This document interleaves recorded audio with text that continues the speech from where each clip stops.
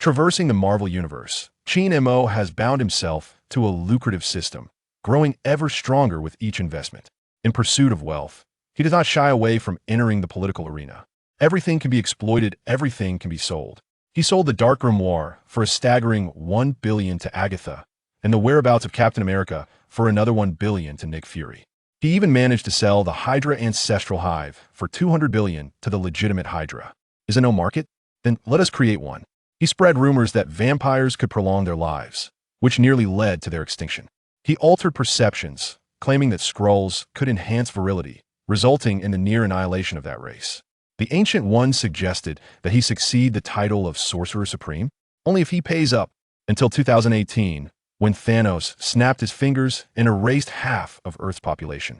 At that time, Senator Qin Murdoch publicly declared his candidacy for the next leader, unveiling his campaign slogan, "Bring back half of the vanished populace and make America great again." He definitely manipulated the moral compass of all voters. You won't vote for me? What do you mean by that? Do you not wish to see the other half return? How heartless of you! Regardless of whether you reside in a blue state or a red state, if you do not vote for me, you cannot call yourself human. You are a societal leech, a beast. The other candidates could only lament. These young folks lack civility. In a Marvel universe, the notion that the multiverse is inferior to a dog holds some truth. Even the most powerful beings within it cannot escape the chains of mortality. Even without unforeseen events, the multiverse's strong will eventually succumb to age, albeit over an incredibly extended period, one that surpasses the lifespan of the universe itself. As for those beneath the multiverse, death is their inescapable fate. Resurrection stands as an affront to the rules of death. Thus far, Qin Mo has mastered two methods of resurrection: forcibly breaking the rules of death with his own power to bring the deceased back to life, or utilizing the White Lantern Ring to revive the dead. However, reviving the deceased with the White Lantern Ring carries the implication of employing a DC weapon to strike down a Marvel authority. The efficacy of this method remains uncertain until it is attempted. Yet, Qin Mo has never resurrected anyone he feels it would be an affront to the deceased. They have passed on, and to drag them back, even to enjoy comforts, only to have them return to toil, this act, regardless of its morality, feels somewhat unjust. For Rocket, the resurrection of his fallen companions had once been a mere wish during times of sorrow, but now it holds the potential for reality. The only obstacle lies in the availability of funds. Boss, I can earn money. I can build ships, repair ships, create weapons, engage in genetic programming, and I'm also a bounty hunter. As Rocket rambled on, Groot, the sentient tree, snapped off the head of the Supreme Evolution, brandishing it triumphantly. I am Groot. Did you not understand the boss? First, deal with the black guy. In disbelief, Rocket looked at Groot. How had he not noticed this towering fool's potential to be a sycophant before? The little rascal had not even pledged allegiance yet, and he was already vying for favor. Is this how it always is among pets? Rocket had a clear understanding of his role, to be a useful companion to the boss. Under different circumstances, Rocket would have insisted on equality in status. However, the boss's overwhelming power rendered his own intelligence and skills insignificant. Most importantly, Qin Mo could aid him in resurrecting his deceased friends. To serve as a pet for the sake of resurrecting his companions was not a loss of dignity. He willingly accepted it. I am Groot. Let's not forget the tasks assigned by the boss. Realizing his priorities, Rocket hastily severed the hands from the Supreme Evolution's corpse in the process of liquidating assets. Certain transactions would require retinal scans and fingerprints. Boss, give me 10 days. Within 10 days, I will liquidate all assets belonging to the black guy. Go for it, Qin Mo encouraged, patting the raccoon on the head. The anti-Earth operation is entrusted to you. These soldiers will cooperate with you. I will ensure the task is completed, boss. Rocket was as motivated as a machine powered by nuclear energy, fixated on how to be a commendable pet. One day, the boss would be moved by his efforts, and, at the right moment, he would request the resurrection of his friends. Layla, Banshee, and Fong, wait for me, Rocket exclaimed as he eagerly set off to fulfill the boss's orders. Observing Rocket's enthusiasm, Qin Mo produced a perfect serum designed to enhance physical prowess. Here for your strength. Upon seeing the serum, Rocket instinctively took a step back, as memories of being tortured as a test subject during the Supreme Evolution's experiments flooded back. When his peripheral vision caught sight of the headless corpse of the Supreme Evolution, Rocket suddenly realized that the black guy was indeed dead. Thank you, boss. Be cautious, it may hurt a little. Groot, there is no suitable serum for you yet. I am Groot. I'm not in a hurry, boss. After casually setting up a few magical arrays on the anti-Earth, Qin Mo teleported home. If one is not proactive about meals, there must be something amiss. Even though the hunger pangs of the magical energy had become negligible after his ascension to an omnipotent cosmic being, perhaps out of habit, Qin Mo found himself craving food at mealtimes. The one fish, many meals plan has successfully secured the anti-Earth, Rocket, and Groot. Only the sovereign race and the 1.9-meter-tall High Priest Aisha remain. These proud little beings are not going anywhere, so there's no need to rush. In the dining hall of Villa Number 1 at Hyde Gardens, while Qin Mo and Kana ate in silence, Sky and Tori flitted about like restless larks, discussing everything from the mundane to the extraordinary. Recently, I don't know what's happening, another explosion occurred during the day, not far from our office. Seemingly recalling something, Sky turned to Qin Mo and said, "Bro, Happy was caught in it too, but thankfully he escaped unscathed." Qin Mo looked up. Happy? Caught in an explosion? Certain distant memories resurfaced. He recalled that these explosions were likely the result of the extremist virus. Due to holding 21 of shares in AM, Qin Mo had refrained from taking action against its founder, Killian, who had been adeptly driving AIM stock prices to new heights. As a major shareholder, Qin Mo was not inclined to eliminate such a valuable asset. However, since Killian had chosen to expose himself, he must be dealt with swiftly, along with the acquisition of all his assets. Just in time, as finances were tight recently. Without hesitation, Qin Mo set his utensils down. "You all continue eating, I'm going to check on Happy." Almost simultaneously, at the AIM headquarters, Killian was grappling with a troublesome dilemma due to a breach in the extremist virus experiment. New York had witnessed a series of explosive incidents. The situation was spiraling out of control. Maya, how many test subjects are still out there? Maya Hansen is the principal developer of the Apocalypse virus. There's still 3 left. However, I have heard that S.H.I.E.L.D. has already joined forces with the FBI and NYPD to investigate this matter. Killian waved his hand to interrupt. "Do not worry, I will handle them swiftly, and it will not affect the progress of the Apocalypse virus." After all, in the grand scheme, a few additional expenses were merely trifles. Maya Hansen pondered for a moment before slowly nodding. "Very well, I shall proceed to the laboratory."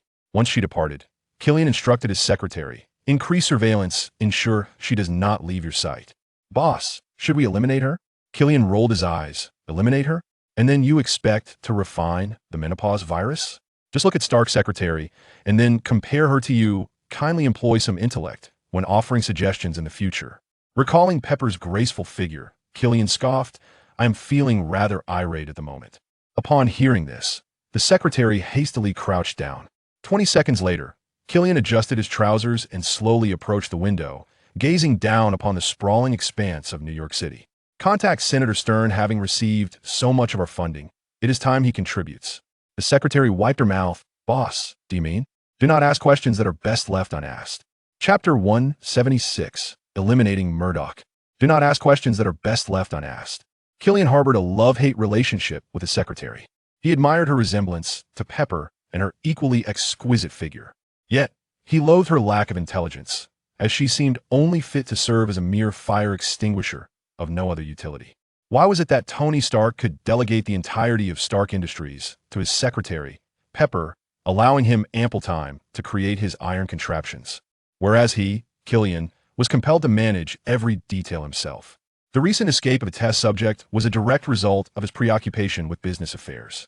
Unlike Justin Hammer's jealousy of Tony, Killian's feelings were imbued with a deep-seated hatred, wishing nothing less than to see Tony suffer.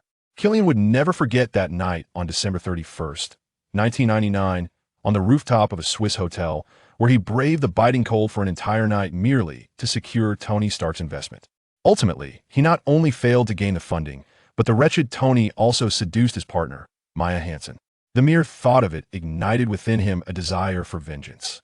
Fortuitously, fate smiled upon him. His establishment, AM, received a mysterious benefaction, which was subsequently transferred to Murdoch's name over the past 2 years. "Boss, Jean Bing is on the line again. He wishes to meet you tonight to discuss a collaboration." "Jean Bing?" Killian raised an eyebrow. "Tell him 8 o'clock I will meet him in Hell's Kitchen." "Understood, boss." Lighting a cigarette, Killian smirked, having discerned the true reason behind Jean Bing's persistent invitations. The presence of that man had rendered the New York underworld tumultuous in recent years, particularly the last 2, as they were frequently targeted as criminals. Fortunately, After that man became a senator, he had moderated his approach under pressure from various factions. Otherwise, the New York underworld would have undoubtedly sought refuge in other cities. And that man was indeed a major shareholder of the Vanguard Group. Extinguishing his cigarette, Killian's mind began to formulate a plan for diverting attention. Jean Bing does possess some utility. At 8 o'clock that evening, in Hell's Kitchen, navigating through layers of guards, Killian entered a room resembling a conference hall, where he found not only Jean Bing, but all those who could be deemed as the underworld's elite in New York. Groups like the Yamaguchi-gumi, the Mafia, and the Mag-Geo were all present. Recalling how these individuals had been targeted by Murdoch, Killian could not suppress a chuckle, feeling fortunate that Murdoch was a major shareholder in AIM. Were it not for this fact, AIM would not have flourished so rapidly over the past 2 years. On this occasion, Killian was well prepared to sell the still imperfect Apocalypse virus to Jean Bing and these undefeatable organizations.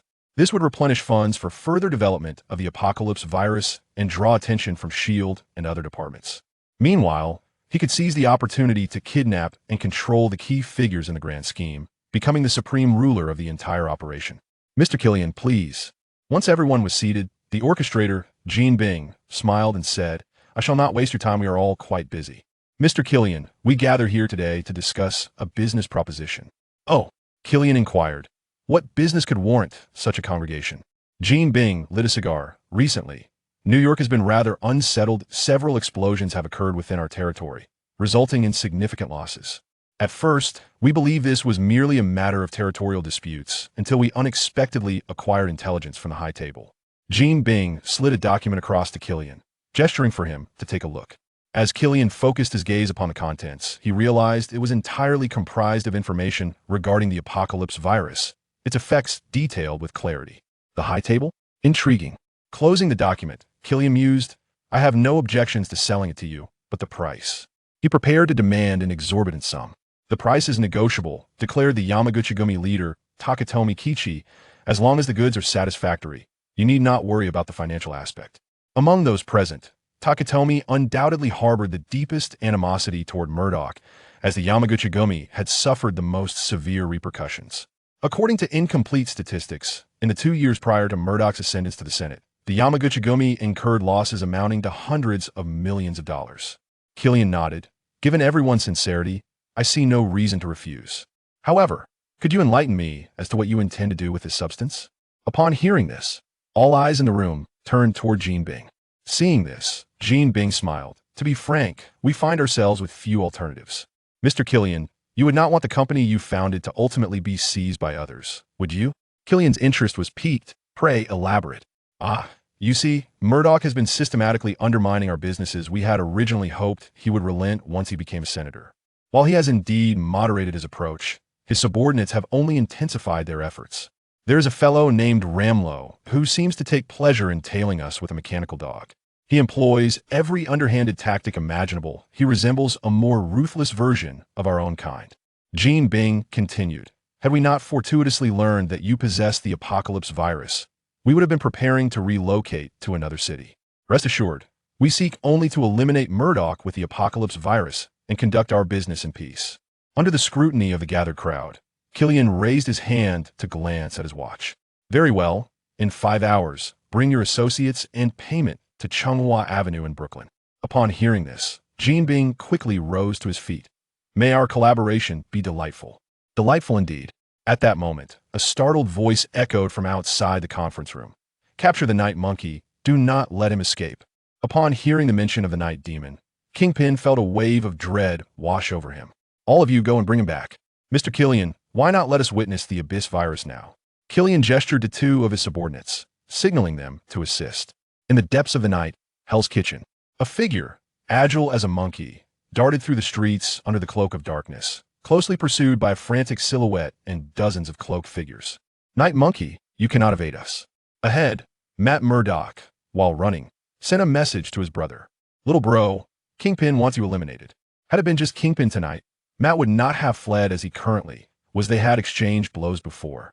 That damned hefty man, utterly devoid of honor. Not only did he deploy his strongest fighters, Bullseye, but he also summoned 2 monstrous beings, their bodies resembling molten lava. He fled, they pursued. In truth, Qin Mo had been present all along otherwise. How could Kingpin have fortuitously acquired information about the Abyss virus from the High Table? Every coincidence was meticulously orchestrated.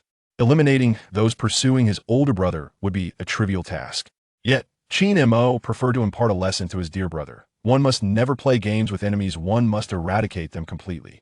Batman, one cannot become. Chapter 177. Return and capture the King of Japan in the depths of Hell's Kitchen. Jean Bing caressed his phone. A glimmer of anticipation flickering in his narrowed eyes as he listened to the voice on the other end. Have they captured him? Excellent. Bring him here. Upon ending the call, a sanguine smile spread across Jean Bing's corpulent visage. Ladies and gentlemen, the Bullseye has successfully apprehended Daredevil. Once we eliminate Murdoch, nothing will hinder our ascent to power. We shall dominate the American underworld. Killian, however, held little interest in such trivial matters and was preparing to take his leave when Jean Bing interjected, Mr. Killian, how splendid it would be for you to unveil Daredevil's mask. His animosity towards superheroes, particularly Tony Stark, compelled Killian to reconsider. He was eager to savor the thrill of vanquishing Iron Man very well. Moments later, Bullseye entered the hall, carrying the unconscious Daredevil. We did not disturb the mask. Excellent. Jean Bing nodded in satisfaction. Mr. Killian, please proceed. Under the expectant gazes of the assembled crime lords, Killian slowly lifted the mask from Daredevil's face.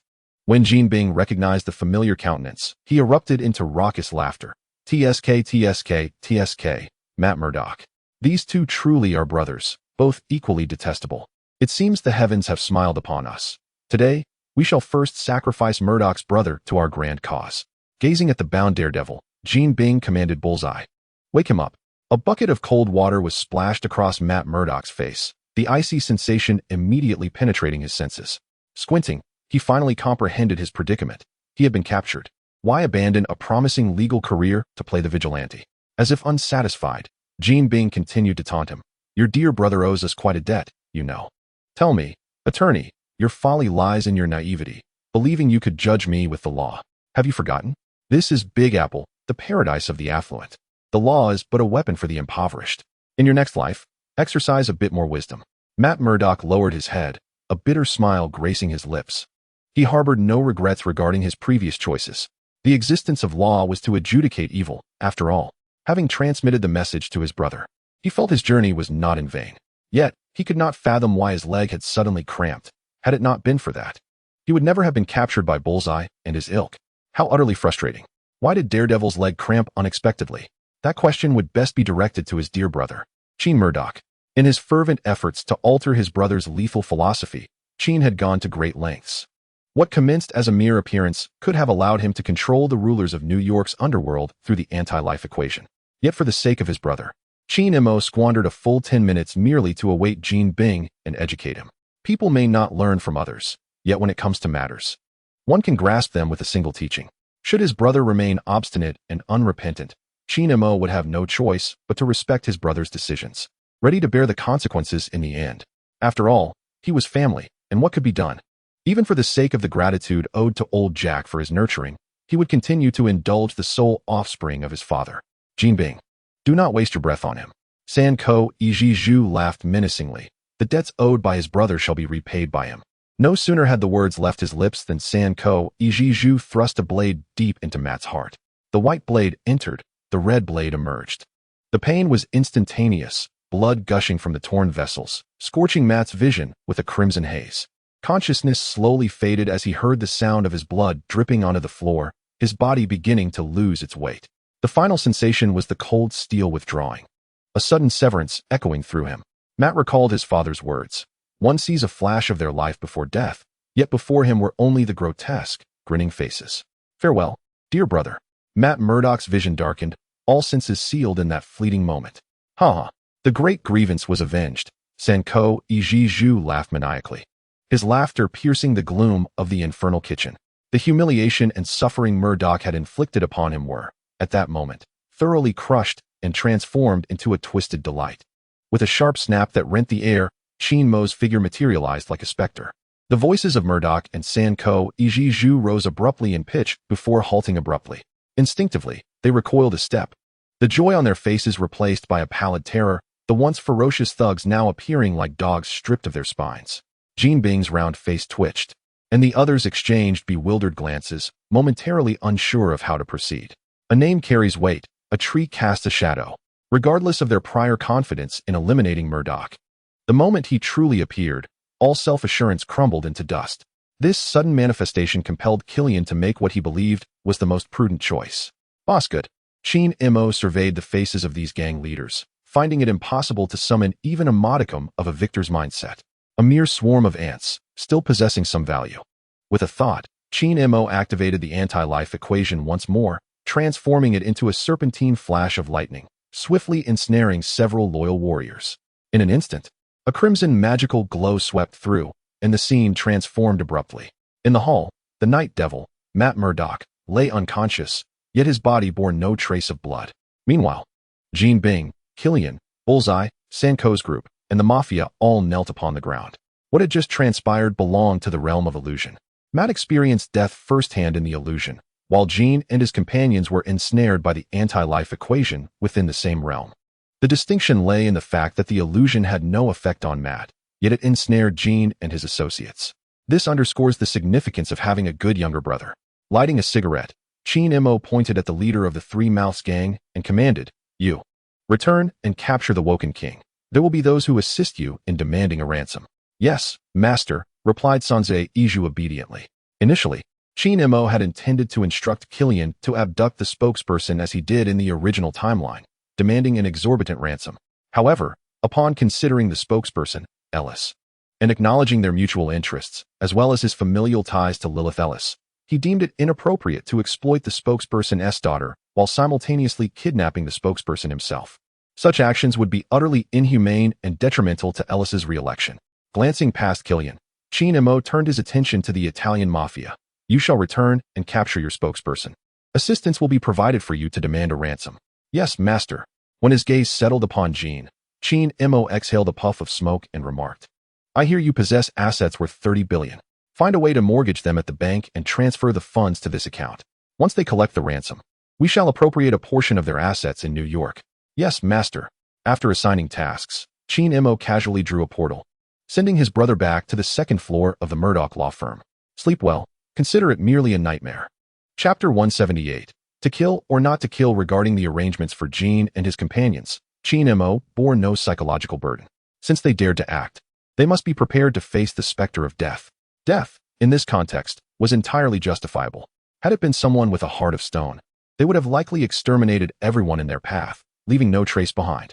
Yet, Qin Mo refrained from such brutality. He not only spared Jean and his companions, but also found them a way forward, instructing the Three Mouths gang to kidnap the Woken King for ransom, directing the Mafia to abduct the Italian spokesperson, and encouraging Jean to engage in a black market venture to cleanse the American underworld. This was all to illuminate a path toward redemption for their sinful lives. Such actions could only be undertaken by one with immense compassion. Look, Qin Mo was indeed exceedingly benevolent. He mused that perhaps he should have been bestowed the title of benevolent deity. Qin Mo felt a twinge of regret, contemplating that it was during his transcendence to the omnipotent cosmic level that the leader of the deity group sensed the chaotic magic, thereby granting him such an honor. Chaos was chaos, after all. He couldn't be bothered to revisit the deity group's domain over such trivial matters. As the night deepened, Qin Mo returned home with a sense of satisfaction. This evening's undertaking was roughly estimated to yield a profit exceeding $100 billion. Under the auspices of Kim Fat alone, there exists an astonishing wealth ranging between 30 to 40 billion. Not to mention the ransom demanded by the Watermelon King, which, if it falls short of 1,000 billion, would hardly do justice to such a grand scheme. However, given Italy's flexible baseline, it is uncertain whether the government would acquiesce to such a sum.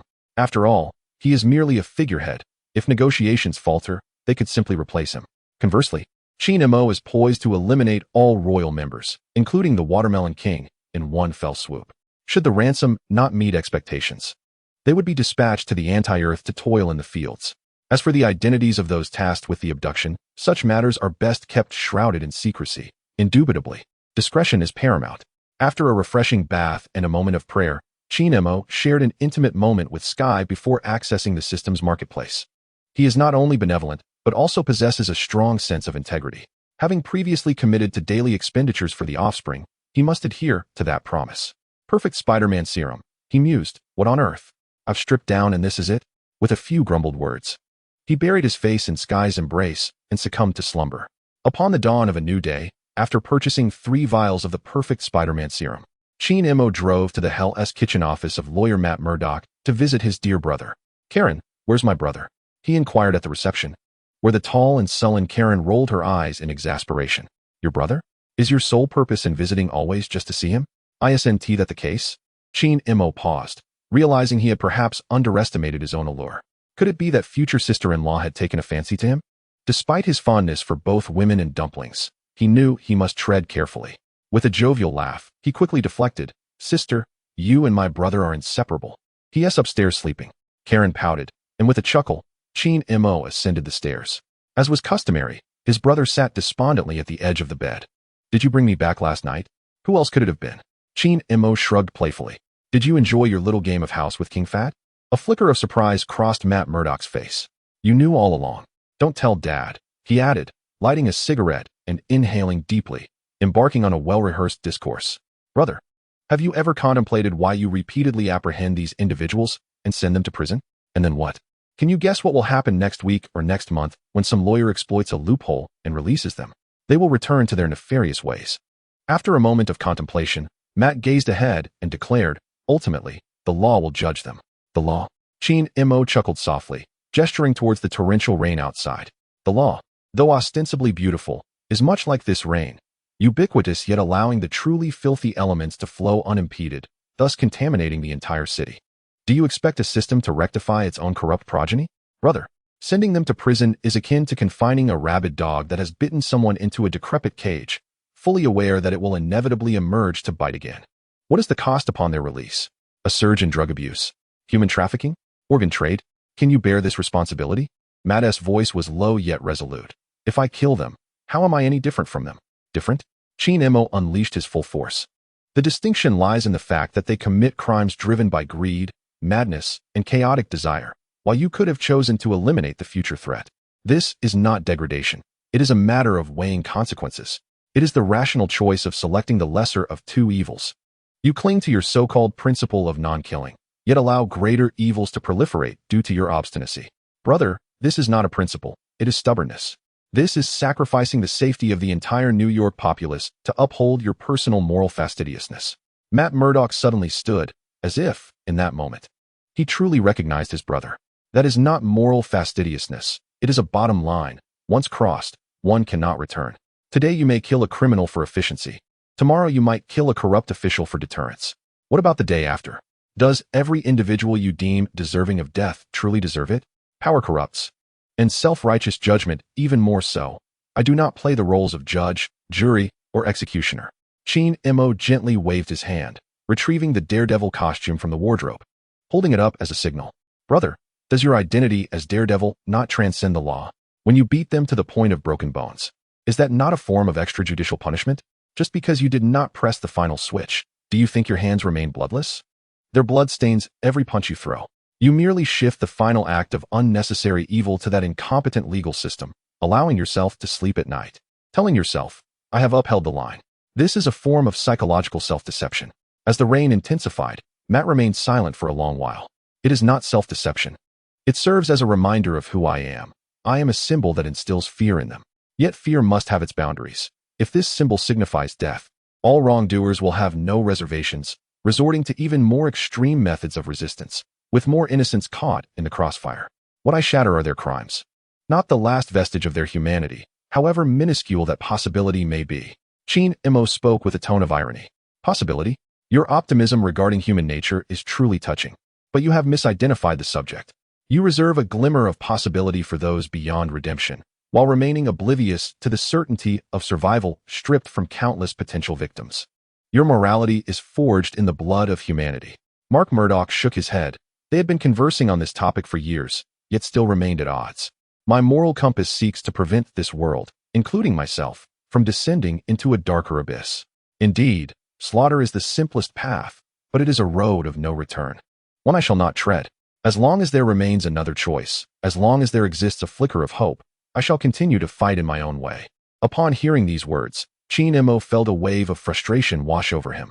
In that moment, he yearned to unleash chaotic magic, akin to the Scarlet Witch's transformation of Iron Man's character, completely reshaping his brother's perception.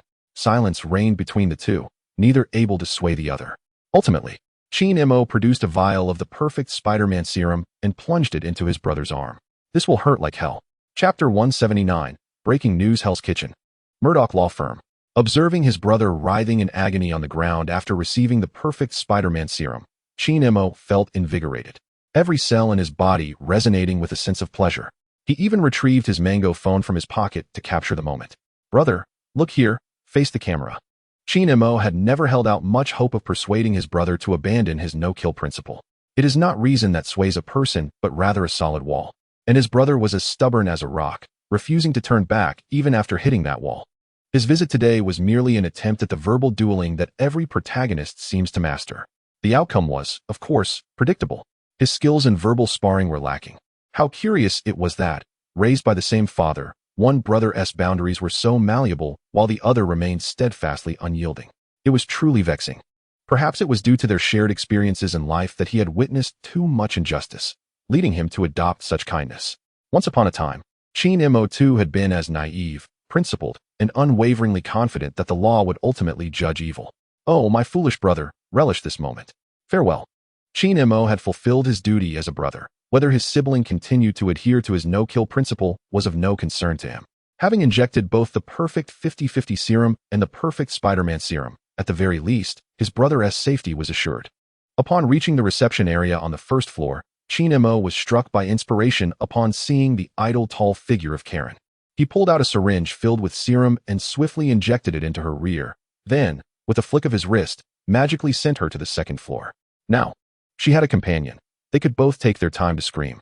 As the shutters of the Murdoch law firm descended, Qin Mo drove back home, quietly awaiting developments. The rocket sale of its highly advanced assets, the Yamaguchi-gumi's kidnapping of the King of Squash for ransom, and the Mafia's abduction of the Italian boss demanding payment.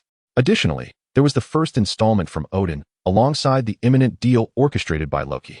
This was the advantage of possessing numerous resources. Qin Mo merely needed to issue commands, and his associates would generate wealth on his behalf. To him, money equated to power. Suddenly, the shrill ring of his mobile phone yanked Qin Mo from his contemplative reverie. Upon answering, he was greeted by Tony's exuberant laughter. We did it.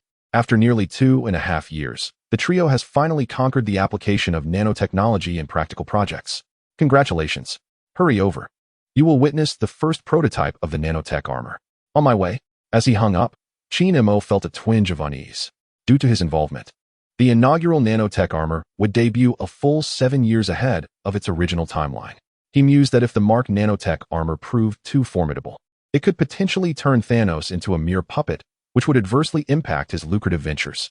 For Qin Mo, each crisis faced by Earth presented an even greater opportunity for profit, and the most significant threat, without a doubt, was Thanos' arrival. Unless a change occurred because of him. Approximately 20 minutes later, at Stark Tower, within the nanotechnology laboratory, Tony gestured towards the red and gold Mark armor. What do you think? Impressive, isn't it? Indeed, quite remarkable, Qin Mo replied, giving a thumbs up. The perseverance shown by Tony and his team over 2.5 years was commendable. It should be noted that he himself had tirelessly pursued wealth for over 2 decades without a moment's respite. Before Tony could continue his boast, Zhao Hailuan abruptly tugged at his arm, pulling him aside. Tony, remember your promise to me. Doctor, a hint, please. Zhao Hailuan gritted her teeth. I have been holding back for 2.5 years. Today, I will sleep with my idol. Tony's smile instantly froze, and he hastily assured her, rest assured. Even if I have to throw money at it, I will make sure you end up in bed with him. Hearing this, Qin Mo suddenly found the world to be utterly absurd. Money and women? Such fortuity truly seemed rare. Without hesitation, he resolved to be audacious in his demands. Tony took a deep breath, mentally rehearsing his carefully crafted speech. Just as he stepped closer to Qin Mo, Jarvis's voice resonated abruptly in the air. There is breaking news. Playing now. Breaking news. A group of mysterious armed individuals, identifying themselves as the Illuminati, launched a sudden assault on Sakura Nation in the early hours of today, seizing the Emperor and all members of the royal family. The organization has issued an ultimatum to the Sakura government, demanding a staggering ransom of $1 trillion within 3 days. The assailants proclaimed that failure to meet their demands would result in a live execution. Our station will continue to monitor the latest developments. Qin Mo was momentarily taken aback, astonished by the swiftness of the actions taken by the Triad and the symbiotic beings. far exceeding his expectations. Moreover, the exorbitant ransom of $1 trillion was astonishing. Could this mean that in 3 days, he would have money again? Meanwhile, Tony and his companions stood frozen, as if paralyzed by an incantation. Wang Defa, Jarvis, gather all available information regarding the Illuminati. There was currently no information to be found online. Suddenly, another breaking news report emerged. Tony hastily commanded, "Play it." The broadcast revealed that armed members of the Illuminati had taken the Roman spokesperson hostage, issuing an ultimatum to the Roman government for a ransom of $100 billion. They threatened that if the money was not received within 1 day, a live execution would ensue. Our station will maintain coverage of the unfolding situation. The 2 urgent news reports ignited a whirlwind of emotions among the group, instantly transforming them into mere spectators. "Goodness, this is outrageous," Tony exclaimed, instinctively glancing at Qin Mo. "What are you looking at me for?" Qin Mo retorted, annoyance evident in his voice. "I have no idea where the Illuminati is. If I did, would I be in such dire need of money?" Tony chuckled nervously. "I assumed that after your time at S.H.I.E.L.D., you might have some insider knowledge." "They are a band of unhinged lunatics," Qin Mo replied. "To contemplate kidnapping the Emperor of Sakura and the Roman spokesperson, and to succeed, is truly remarkable." Indeed, Qin Mo mused. With so many symbiotic beings involved, their success was inevitable. Failure would have been the anomaly. He, too, had become quite affluent, possessing an entire planet of symbiotic beings at his disposal. Receiving a subtle nudge from Zhao Hailuan, Tony cleared his throat and pulled Qin Mo aside. "Look, Doctor. Zhao has both beauty and figure. Do me a favor and spend a night with her." Qin Mo rolled his eyes. "What do you take me for, Stark? Do you think I am some sort of charity case? Not a chance." Faced with this, Tony resorted to persuasion. "Just 1 night. I'll sponsor $100 million in expenses." Qin Mo scoffed. $100 million? Do you take me for a fool? Do I appear to be in need of such a sum? Defeated, Tony inquired, "Then what would it take for you to agree?" Qin Mo smirked. "You'll need to increase the offer." Chapter 180. Sleep in my room. Tony had to concede that he had ultimately underestimated Murdoch, failing to grasp the depths of his insatiable greed and shamelessness. A woman as stunning as Dr. Zhao spent the night with you, and you still dare to demand money, complaining that it is insufficient? How can one be so devoid of shame? It is as if greed is etched into the very essence of his soul. Observing Dr. Zhao's hopeful gaze and contrasting it with Murdoch's impassive demeanor, Tony gritted his teeth. "How much more would you require to acquiesce?" Qin Mo remained silent, merely extending his hand, and the sight of his 5 fingers caused Tony acute discomfort. $500 million? Have you adorned it with diamonds?" "No, even with diamonds, it wouldn't be worth that much." For heaven's sake. In the past, he had bedded the cover girls of 12 magazines without spending $500 million. Murdoch, what a beast. "Cut it out," Qin Mo scoffed. "Brother, I am not like you, pulling up my pants and denying accountability. I remain steadfast and exceptionally responsible towards every woman. Just consider, once I am with Dr. Zhao, I shall need to purchase her a house for herself, provide her with precious serums, and all of that requires money. Charging you $500 million is already a generous price considering our long-standing friendship." Tony stood there, utterly astonished. "So I must thank you?" he exclaimed incredulously. "What do you think?" Qin Mo continued to tally on his fingers, and this doesn't even factor in the cost of a car, clothing, cosmetics, beauty treatments, and travel. Stop. Tony hurriedly interrupted. I'll pay. Is that not enough?" The application of nanotechnology to the Mark armor was largely credited to the expertise of Zhao Hailuan, a nanotechnology specialist. To express gratitude for her contributions over the past 2.5 years, Tony Stark tearfully agreed to pay $500 million in nutritional support. "I can transfer the funds, but if Dr. Zhao is dissatisfied tomorrow..." Qin Mo patted Tony's shoulder. "You have only provided $500 million in nutritional support, whereas my contributions far exceed that. I suspect today's ordeal will cost me at least several billion, especially considering Zhao Hailuan's 2.5 years of abstinence. The thought of her indulging now is simply unfathomable." In truth, Qin Mo was overthinking. Upon returning to Zhao Hailuan's home, the already exhausted Dr. Zhao fell asleep directly in the bathtub, unresponsive to any calls. At this moment, Qin Mo could have left without a second thought, but who was he? He was kind-hearted and held great importance to integrity. Having accepted $500 million in nutritional support, he felt obliged to deliver service worthy of that sum. However, due to the panic sparked by 2 kidnapping incidents, the White House urgently summoned Murdoch to serve as a security operative. After hanging up the phone, Qin Mo pulled up his pants, still partially undone. "Dr. Zhao, this is truly not my fault. If I had the choice, I would certainly stay to accompany you. He then lifted Zhao Hailuan from the bathtub, dried her off, and tucked her into bed in one fluid motion. Qin Mo drove towards the SHIELD headquarters, where he would board a Quinjet bound directly for the White House. Within an hour of the emergence of 2 abduction news reports, the global discourse was plunged into a cataclysmic upheaval. The massive electronic screens in Tokyo's Ginza abruptly ceased their advertisements, opting instead to broadcast urgent news of the emperor's abduction. While women clad in kimonos knelt on the sidewalks, weeping inconsolably, the Vatican, in a rare display, lowered its flags to half-mast, and thousands gathered in St. Marcus Square, some holding placards demanding the president's return in silent protest. Meanwhile, a security advisor at the White House was bellowing into the phone, "Not a single mosquito is to be allowed in." The spokesperson, Ellis, rushed towards the underground safe house, shielded by layers of security. These twin abduction incidents propelled the Illuminati to the forefront as the most notorious terrorist organization on the planet, overshadowing even the enigmatic High Table. "Father, you should issue a condemnation statement regarding the unlawful actions of the Illuminati," suggested Ellis, yet before he could articulate his thoughts, the head of security gravely interjected, "For Mr. Spokesperson's safety, it would be prudent to wait for Senator Murdoch to arrive before making any statements." Lily Ellis, brimming with confidence, reassured him, "Do not worry. I am here. After all, I am somewhat of a super soldier now. Holding out for a while should pose no problem." Spokesperson Ellis smiled with satisfaction. "Indeed, you are truly the daughter of the Ellis family." Lily's calm demeanor sparked a sense of delight in Ellis, as he envisioned a future where, after serving another term, he would hand the reins to Pierce, and after Pierce's departure, his capable son-in-law Murdoch would take over for another 2 terms, with his daughter Lily potentially succeeding him. For the next 2 decades, the Ellis family's influence seemed destined to remain undiminished, possibly even becoming the family with the most presidential connections in all of America. After the condemnation press conference concluded, Qin Mo finally boarded the Quinjet, arriving fashionably late. The moment the staff at the White House laid eyes on Murdoch, a collective sigh of relief echoed through the halls. At least they needn't worry about the Illuminati breaching the White House. As calm returned, the White House resumed its usual operations, with meetings unfolding systematically. In stark contrast to the bustling meetings in the spokesperson's office, the secretary's office was equally vibrant, as long-separated lovers had finally tangled together once more. 2.5 hours later, the tumult began to subside. Lily Ellis exhaled a warm breath and suggested, "Why not sleep in my room tonight? My bed is large and soft." The 3rd floor of the White House served as the living quarters for the spokesperson and his family, encompassing approximately 200 square feet.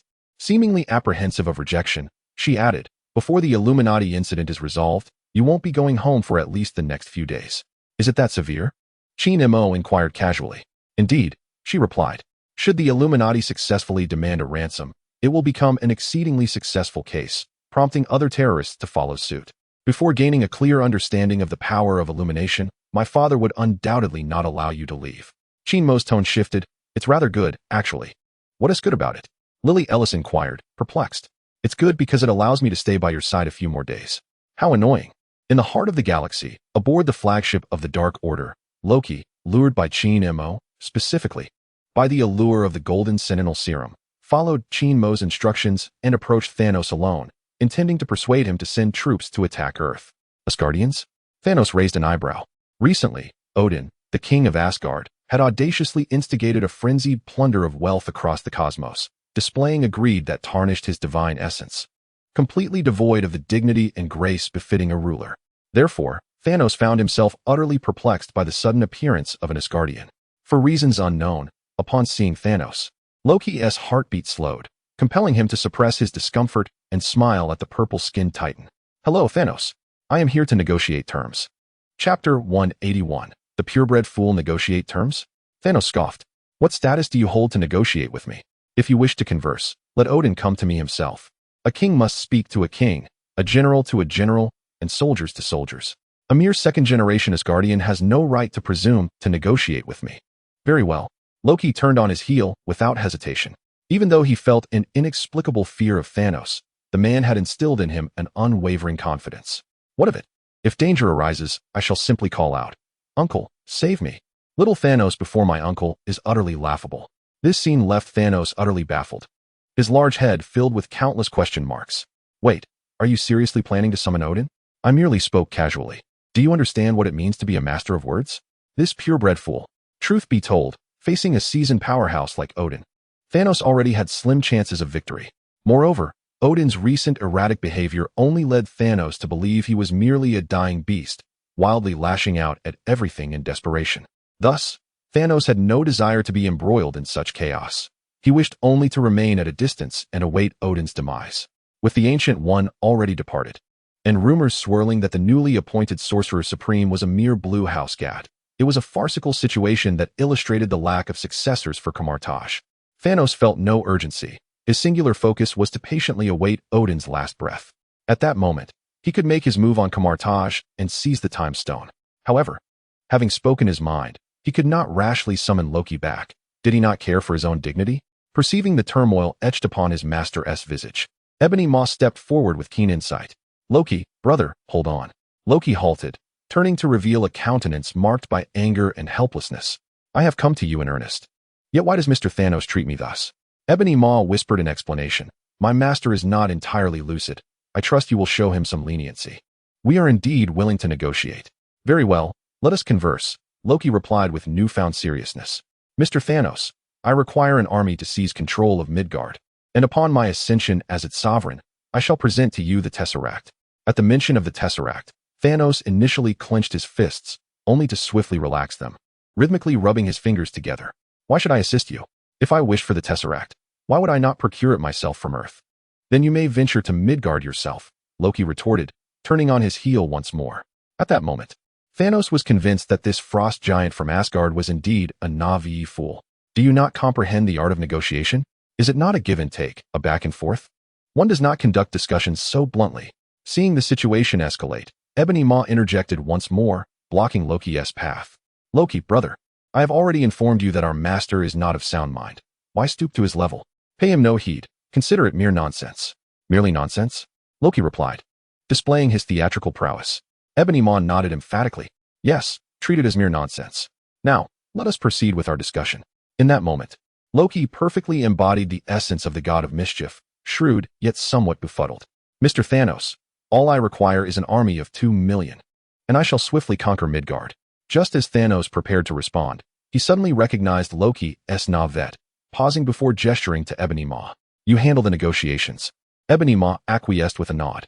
Ah, Loki, brother, might not 2 million be a tad excessive? Excessive? How so? Loki inquired, taken aback. Excessive indeed. Such a small realm as Midgard has no need for 2 million troops. Instead, we shall dispatch 20,000 Chitauri under your complete command. How does that sound? 20,000? Is that not rather scant? It scarcely matches my foolish brother Thor's hammer, Loki exclaimed, a sudden realization dawning upon him. You may not fully grasp the inhabitants of Midgard. They possess a formidable green giant named Hulk, a metal man called Iron Man, and that individual referred to as the god of humanity. Who? Matt Murdock, Ebony Maw replied, shaking his head in disbelief. As the two continued to bicker, Thanos seized a scepter from beside his throne and tossed it to Ebony Maw. Have him take this. Of course, my master, Ebony Maw replied, bowing deeply before turning to Loki with a grave expression. Loki, brother, this is the scepter of the mind. With but a gentle touch, one can dominate the minds of others. Regardless of the prowess of those Midgardians, they shall become mere puppets for your conquest. As Loki grasped the scepter, an intense fervor ignited in his eyes, leading him to contemplate controlling Murdock to seize the golden serum. The fleeting thought triggered a familiar sensation from the depths of his being. A great terror was imminent. Recalling the recent loss of 500 billion, Loki swallowed hard, filled with trepidation. To Thanos and Ebony Maw, this scene appeared as Loki's unguarded moment of fantasy, envisioning himself as the master of Midgard. This only served to bolster Ebony Maw's belief in Loki, for such instinctive expressions cannot be feigned. To Thanos, the distinction between truth and deception was of little consequence. His arrangement was primarily a test of the Asgardian king's reality. Should Odin intervene personally during Loki's assault on Midgard as the ruler of the 9 realms, it would imply that Odin still had some time left to live. Conversely, if Odin refrained from intervening, it would signify his impending demise. What could a dying king do, even if granted a couple of days of arrogance? Moreover, this would provide insight into the current strength of the Midgardians. Even in the worst-case scenario, the only casualties would be the Chitauri, leaving the Dark Order unscathed. A perfect opportunity to reap multiple rewards, an undeniable victory. Seeing the smile on his master's face, Ebony Maw responded with a smile of his own. Brother Loki, I shall escort you to the Chitauri homeworld to select your soldiers. Very well, thank you, Loki replied, bowing slightly to Thanos before following Ebony Maw to the Chitauri planet. With an army of 20,000, he anticipated substantial gains. Odin's reliance on a single golden serum for this matter transformed Loki, who had never been interested in wealth, into someone who now coveted riches. After all, wealth equates to power. Upon the throne of Void, Thanos gazed at the direction in which the two had vanished, a wicked smile creeping across his face. With 6 infinity stones, 3 were nearly within his grasp, bringing him ever closer to the grand dream of saving the universe. The Time Stone merely awaited Odin's last breath, ready to be retrieved from Kamartaj, while the Reality and Soul Stones remained elusive. Is there any word from Gamora? He inquired. In response, General Corvus Glaive of the Black Order hastily replied. Gamora and Nebula remained by Ronan's side, assisting him. Ronan stated that he would only relinquish the Orb of the Universe after conquering Xander. Instruct them to hasten their efforts. Yes, my master. Chapter 182 Resurrection Coin. In a splendid abode, on the 3rd floor of the White House, the creaking of the bed accompanied the soft, intermittent whispers that lingered in the room. Finally, 2.5 hours later, a low, guttural roar echoed, and the room fell into complete silence. Disconnecting the link, Qin Mo ignited a cigarette and glanced at the time. Merely 2 hours remained until the payment of the ransom by the Japanese melon. 2 days prior, the Roman government had paid a staggering 100 billion in ransom, successfully liberating their spokesperson. The news, akin to a lit fuse, instantaneously ignited a global frenzy, plunging the world into utter chaos. According to incomplete statistics, within just 3 days, the continent of Europa, revered for its ideals of freedom and democracy, witnessed multiple attempts to kidnap officials. Meanwhile, the free nation of America was embroiled in daily street gunfights, rife with disorder. The singular exception was New York State, a region that Murdoch had long combated against crime, where safety stood in stark contrast to the turmoil engulfing the rest of the nation. The disparity was so pronounced that mere words could scarcely capture it. Not only the residents of New York State, but the entire vast nation, indeed the world, understood the reason for this anomaly. That man was a child of New York State. In a sudden wave, affluent individuals began to emigrate. In stark contrast, countries with stringent gun control maintained their order and tranquility, prompting a global realization of the merits of gun prohibition. To amplify this grand spectacle, Qin Mo once again dispatched the Symbiotic Legion to replicate their tactics, successfully abducting the spokespersons of the 5 permanent members of the United Nations and extorting an astronomical ransom of 800 billion. The sole exception was India, which refused to pay the ransom. Thus, the malevolent Symbiotic Legion unhesitatingly executed their threat. In response, the benevolent Qin Mo condemned the actions of the Symbiotic Legion for a full 3 seconds. Approaching the turning point, the chime of the system's marketplace notification resonated in his ears. Ah, the little life has indeed bestowed its rewards. With that, he decided to allow the Japanese Melon King a few years of respite before attempting to extract payment again when the monotony of future days beckoned. Having amassed a staggering 19 trillion in just 3 days, Qin Mo felt elated. Embracing Lilith Ellis, he indulged in the release of his passions before finally accessing the system's marketplace. Heart of the Universe Fragment 110. The incomplete portion of the Heart of the Universe priced at 500 billion. Current holdings of fragments. 1. Buy. Qin Mo, in his financial exuberance, thought it a trifling sum. If necessary, he could always abduct a few more spokespersons. Indeed, the path to wealth seemed inscribed within the annals of criminal law. Ding. Purchase successful. Your item has been stored in the system warehouse. Thank you for your patronage, and we welcome your next visit. Qin Mo suddenly realized, with wealth, even the system had become courteous. How truly realistic. In his days of poverty, the marketplace had only refreshed with items like Black Widow's stockings and She-Hulk's shorts to mock him. Now, it even expressed gratitude. Indeed, a man must never be without wealth. With riches, one could elicit gratitude even from the system itself. Silent Zen, the ultimate skill of the Black Bat King, releases devastating sound waves through vocalization. The longer the silence is maintained, the greater the power unleashed. Upon observing the product information, Qin Mo stroked his chin. The enigmatic confidence of Black Bat King? The assurance that was instantaneously obliterated by a mere glance from Wanda? As the leader of the Inhumans, which is the same race as Sky, his sonic attacks were indeed formidable. In the comics, Black Bat King had moments of grandeur, a single roar that annihilated a group of celestial beings in an instant. However, judging solely by the price tag, the Zen of Silence should possess only half the strength of an Omega-level mutant ability. This ability was of no use to me. For Qin Mo, the Zen of Silence was scarcely more than a useless trinket, a mere waste of a refresh slot. Murmuring a few words, he continued to peruse the offerings. Revival coin, priced at 1 trillion. Non-transferable, effective solely for oneself, capable of reviving in a fully restored state after death. In that fleeting moment, Qin Mo stood frozen, a ludicrous thought flashing through his mind. Am I destined to die soon? Based on years of experience, the products refreshed by the system generally adhered to several principles. Firstly, they were correlated with the capital held by the shop.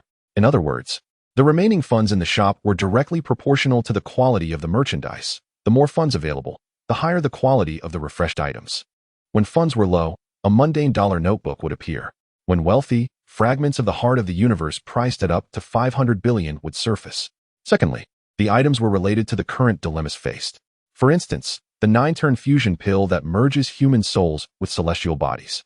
These were classic money-sucking traps, and Qin Mo had fallen victim to one such scheme before. Fortunately, his rapid advancement in cultivation allowed him to seamlessly integrate the human soul with the celestial body through his own strength. Thus, upon seeing the revival coin, Qin Mo instinctively thought, I might be facing death soon. But how could that be possible? In the current Marvel universe, aside from the omnipotent and the omnipresent, there were hardly any entities capable of ending his life. Could this be yet another ploy to extract money? Or perhaps a blatant conspiracy? Was the revival coin useful? Indeed, it was exceedingly useful. After all, it could grant him an additional life, one that was fully restored. Contemplating this, Qin Mo took a deep breath. He decided to purchase the revival coin. Ding.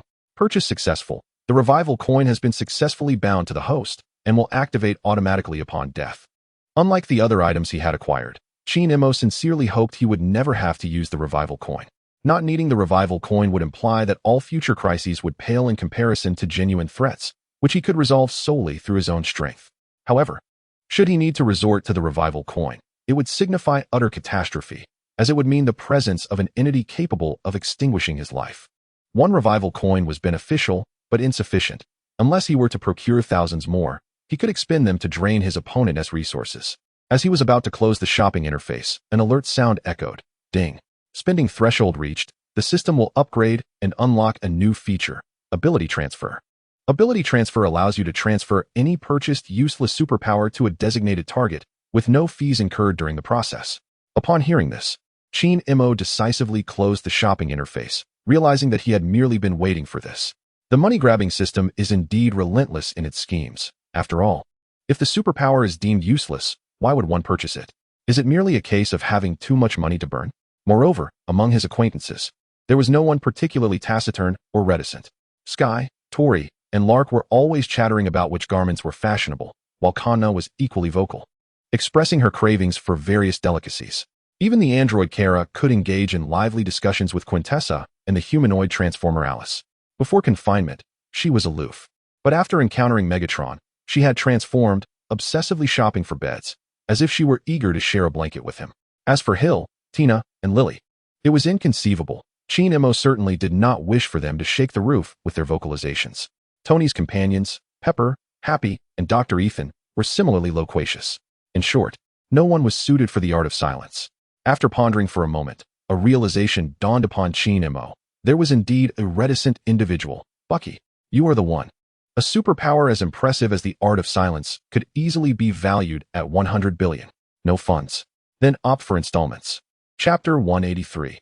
That is my money in light of the severe threat to global security. The Security Council has approved a collaborative operation among extraordinary organizations such as S.H.I.E.L.D., the Spear Bureau, and the Military Intelligence Section 13, alongside local law enforcement, to eradicate criminal syndicates. The authorities, facing threats, launched a formidable counteroffensive that swiftly eliminated all terrorist factions within just 7 days. To bolster their image, Military Intelligence Section 13 even summoned Captain Britain for a brief appearance. Although Captain Britain has yet to make a formal debut in the Marvel Cinematic Universe, he has been mentioned in conversations. With the crisis averted, Qin Mo was able to return home. While the daughter of the decision-maker was undeniably beautiful, adorned with status and location, even the most exquisite charms can become tiresome over time. Moreover, the 10-day period had elapsed, signaling the time to verify the labor results of Anti-Earth, specifically to receive the funds from the sale of the Supreme Evolution assets. Anti-Earth. gazing at the gargantuan rocket and Lila's household sign suspended above the base. Qin Mo mused. This little raccoon is rather intriguing. However, Groot, Drax, and Rocket ultimately miscalculated their investments. It was clearly a game for five, yet Groot, Drax, and Rocket were denied the right to a name. The moment they entered the base, the Rocket darted forward, exclaiming, "Boss, you've arrived." Observing the Rocket's flustered demeanor, Qin Mo inquired, "What seems to be the issue?" The Rocket, visibly disheartened, replied, "Most of the assets under that black devil have been successfully liquidated, but a portion encountered some unpleasant complications. The counterpart has yet to make the payment. It's my fault. I transferred the funds to my own account with the intention of giving you your share later, but the Nova Empire froze it, claiming it was of dubious origin." "How intriguing," Qin Mo retorted, a bitter smile crossing his lips. "In all these years, it's rare to encounter someone so blind. How much has been frozen?" Without hesitation, the Rocket answered, "A total of 50 trillion Nova coins are frozen by the Nova Empire." "That is my money," Qin Mo fumed. "You, Shandar Star, have dug your own grave. Moreover, there's an additional 10 trillion from a buyer who hasn't paid." Upon hearing this, Qin Mo felt utterly speechless. To run into two such exceptional misfortunes while merely liquidating ordinary assets was truly remarkable. "So you've toiled for 10 days and ended up with nothing. And who is this non-paying buyer?" "A fellow who claims to be a collector." Qin Mo burst into laughter. If it were someone else, he might not have found it quite so amusing, but discovering it was him was delightful indeed. In the Marvel Cinematic Universe, determining who is the wealthiest is often a contentious debate, but the assets under the collector undoubtedly rank among the highest. Not only the collector, but his brother, the Grandmaster, also belongs to the ranks of the exceedingly wealthy. Initially, Qin Mo had planned to invade Shandar Star directly to retrieve the frozen funds and demand 100-fold compensation from the Nova Empire. If they dared to freeze his money, they must bear the consequences of annihilation. He had no qualms about turning Shandar Star into a living hell. Either they compensate him, or they face obliteration. However, upon learning that the collector was involved in a black market deal and had not made payment, Qin Mo promptly altered his course of action. "Come, accompany me to the Void." The Void was an interstellar space station constructed by the collector, utilizing the head of an ancient celestial as its core. "Boss, is it just the three of us? I've heard the collector has lived for millions of years." Before the Rocket could finish his sentence, the space around them abruptly shifted, and he was astonished to find they had left anti-Earth and arrived in a grand chamber filled with collectibles. Indeed, the boss is ruthless and succinct, not one to waste words. No wonder he is recognized by Rocket as his master. As the trio, a human, a raccoon, and a tree being, suddenly appeared, they instantly caught the attention of the collector, Tanalier Tyvan, particularly the raccoon and the tree, which were not among his collection. What an unexpected turn of events. A delightful surprise in the form of voluntarily offered collectibles? The reason for his immortality lies in a lost wager with the goddess of death, resulting in a sentence that forbids him from ever stepping foot in the realm of death. After accompanying her husband through millions of years, the collector's wife, weary of eternal life, chose to seek solace in suicide. In the wake of losing his beloved Tyvan, he began to channel his fraying sanity into a new passion, collecting peculiar artifacts and life forms from the farthest reaches of the universe. Gradually, this collecting evolved from mere affection into an obsessive compulsion. Tyvan no longer collected for meaning. He collected for the sake of collecting, acquiring anything he deemed rare or precious at any cost. His previous dealings with the Raccoon Rocket were motivated by the scarcity of the items exchanged. Why not pay? It was merely a matter of assessing the situation. Tyvan found this approach invigorating for his increasingly numb psyche. The arrival of new acquisitions lifted his spirits to the point of jesting. "Are you three here to pawn yourselves?" Suddenly, Qin Mo reached out, and Tyvan was pulled forward, his neck firmly gripped in a hand. A master's touch reveals the truth. In a mere moment of confrontation, Tyvan understood. Trouble was at hand, a sharp predicament. However, he remained unfazed. This guest had something to discuss. He was keen to understand where he had offended. For years, the curse of the goddess of death had been both a curse and a guarantee of life. The promise of never dying had gradually emboldened Tyvan. He dared to touch the tiger's tail, knowing he would not perish. At worst, he might just receive a beating, a mere spice in the long course of his existence. The raccoon, emboldened by its companions, pointed a finger at Tyvan and shouted, "Weren't you brave just a few days ago, declaring you wouldn't pay? Damn you, hand over that trillion new star coins." Compared to Qin Mo's cunning artistry and deception, the raccoon was still too young, fixated solely on recouping losses. Hearing these words, Tyvan suddenly realized It was about the transaction from a few days prior on the black market. Ah, I was merely jesting. I am a collector of good repute. How could I not pay? 1,000,000,000,000 new star coins, a trivial sum to dismiss this band of simpletons. With a sudden snap, Qin Mo twisted Tyvan's neck, discarding the lifeless body onto the ground while capturing his soul once more. My apologies, just a joke. Witnessing the man grinning, Tyvan was utterly thrown into disarray. After losing the bet with the goddess of death, he had been condemned to never set foot in the land of the dead. In short, he would never die. Thus, even when facing insurmountable foes, Tyvan maintained an air of composure. What is your bravado worth? If you have the ability, go ahead and kill me. Now, he has passed away, his very soul nearing dissolution, as if it were on the brink of complete obliteration amidst the cosmos. This is the essence of death. Once, he yearned to escape the ceaseless march of life, yet a curse from the goddess of death rendered him unable to seek solace in death. However, standing at the precipice of oblivion, Tawan was struck with an overwhelming fear. I cannot perish. There are still so many exquisite treasures left uncollected in this world. I cannot simply vanish, at least, not now. The instinct for survival shattered the remnants of his dignity, and Tawan pleaded hoarsely, Brother, I will pay you. I will give you 10 trillion. I implore you, spare me. Upon hearing this, Qin Mo released his grasp. Tawan's soul hastily attempted to merge with his lifeless body, only to awkwardly discover that he could not penetrate it. Brother, I beg you, please help me. Qin Mo grinned and replied, Help you? Certainly, but that comes at a different price. Chapter 184. The Collector's Curios in the Realm of the Void, the Collector's Base. Tawan's soul knelt upon the ground, lifting his head in a sycophantic smile. Sir, what is your price? Qin Mo sat regally upon a chair, flanked by Rocket Raccoon and Groot, exuding an aura reminiscent of a formidable underworld leader. How much do you think your life is worth? Sir, I am willing to relinquish everything, the entirety of the void, including myself, if only you would grant me the gift of life. In that moment, Tawan truly comprehended that, in comparison to his treasures, his own life held far greater value. After all, treasures could be sought anew, but a life lost meant the irrevocable loss of everything. Consciousness, memories, breath, all would vanish with death. Given your understanding, Qin Mo paused, you may escape the death penalty, but the living punishment remains. Once you accumulate 10 trillion, I shall grant you your freedom. Freedom, a concept inherently nebulous, allowed for considerable interpretation. What kind of freedom was it, if not dictated by Qin Mo himself? Thank you, sir. While Tawan bowed deeply, his soul was drawn back into the decapitated body. Revived, Tawan inhaled deeply, pressing his hands against his head, and with a sudden twist, reattached his severed neck. Sir, I will transfer the funds to you immediately. There was no way around the transfer. His life was in another's grasp, and his soul was bound by a curse. Tawan felt immense regret, wishing he could slap himself for being so foolish as to engage in a treacherous gamble, directly handing over money, thus provoking this formidable figure. The extent of this figure's power was beyond Tawan's imagination. Given the ability to shatter the goddess of death's curse, this individual was at least a peer to her, if not stronger. Indeed, he was an undeniable pillar of strength.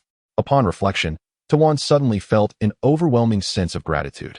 It was fortunate that he had defaulted on his debts. Otherwise, he would not have had the privilege of this esteemed gentleman's visit. Had he not been graced by such an encounter, how could he have ever aspired to cling to a powerful figure? It appears that in the realm of shadows, one must engage in treachery to thrive. Who knows, perhaps in the future, he might even encounter thighs more robust than those of this esteemed individual. At that time, who knows what delightful prospects await? My lord, I have transferred 100 trillion to you. Rocket, with his head bowed, seemed to ponder why the mogul instructed the collector to transfer such a colossal sum into an account frozen by the Nova Empire. What could be the underlying purpose? Surely, it could not be merely to demand compensation. Qin Mo waved his hand dismissively. What extraordinary artifacts do you possess? Enlighten us. Very well, my lord, Tawan replied, perfectly embodying the role of a sycophant, leading Qin Mo and his companions to view the collection. My lord, this duck is Howard the Duck, an extraterrestrial creature capable of human speech.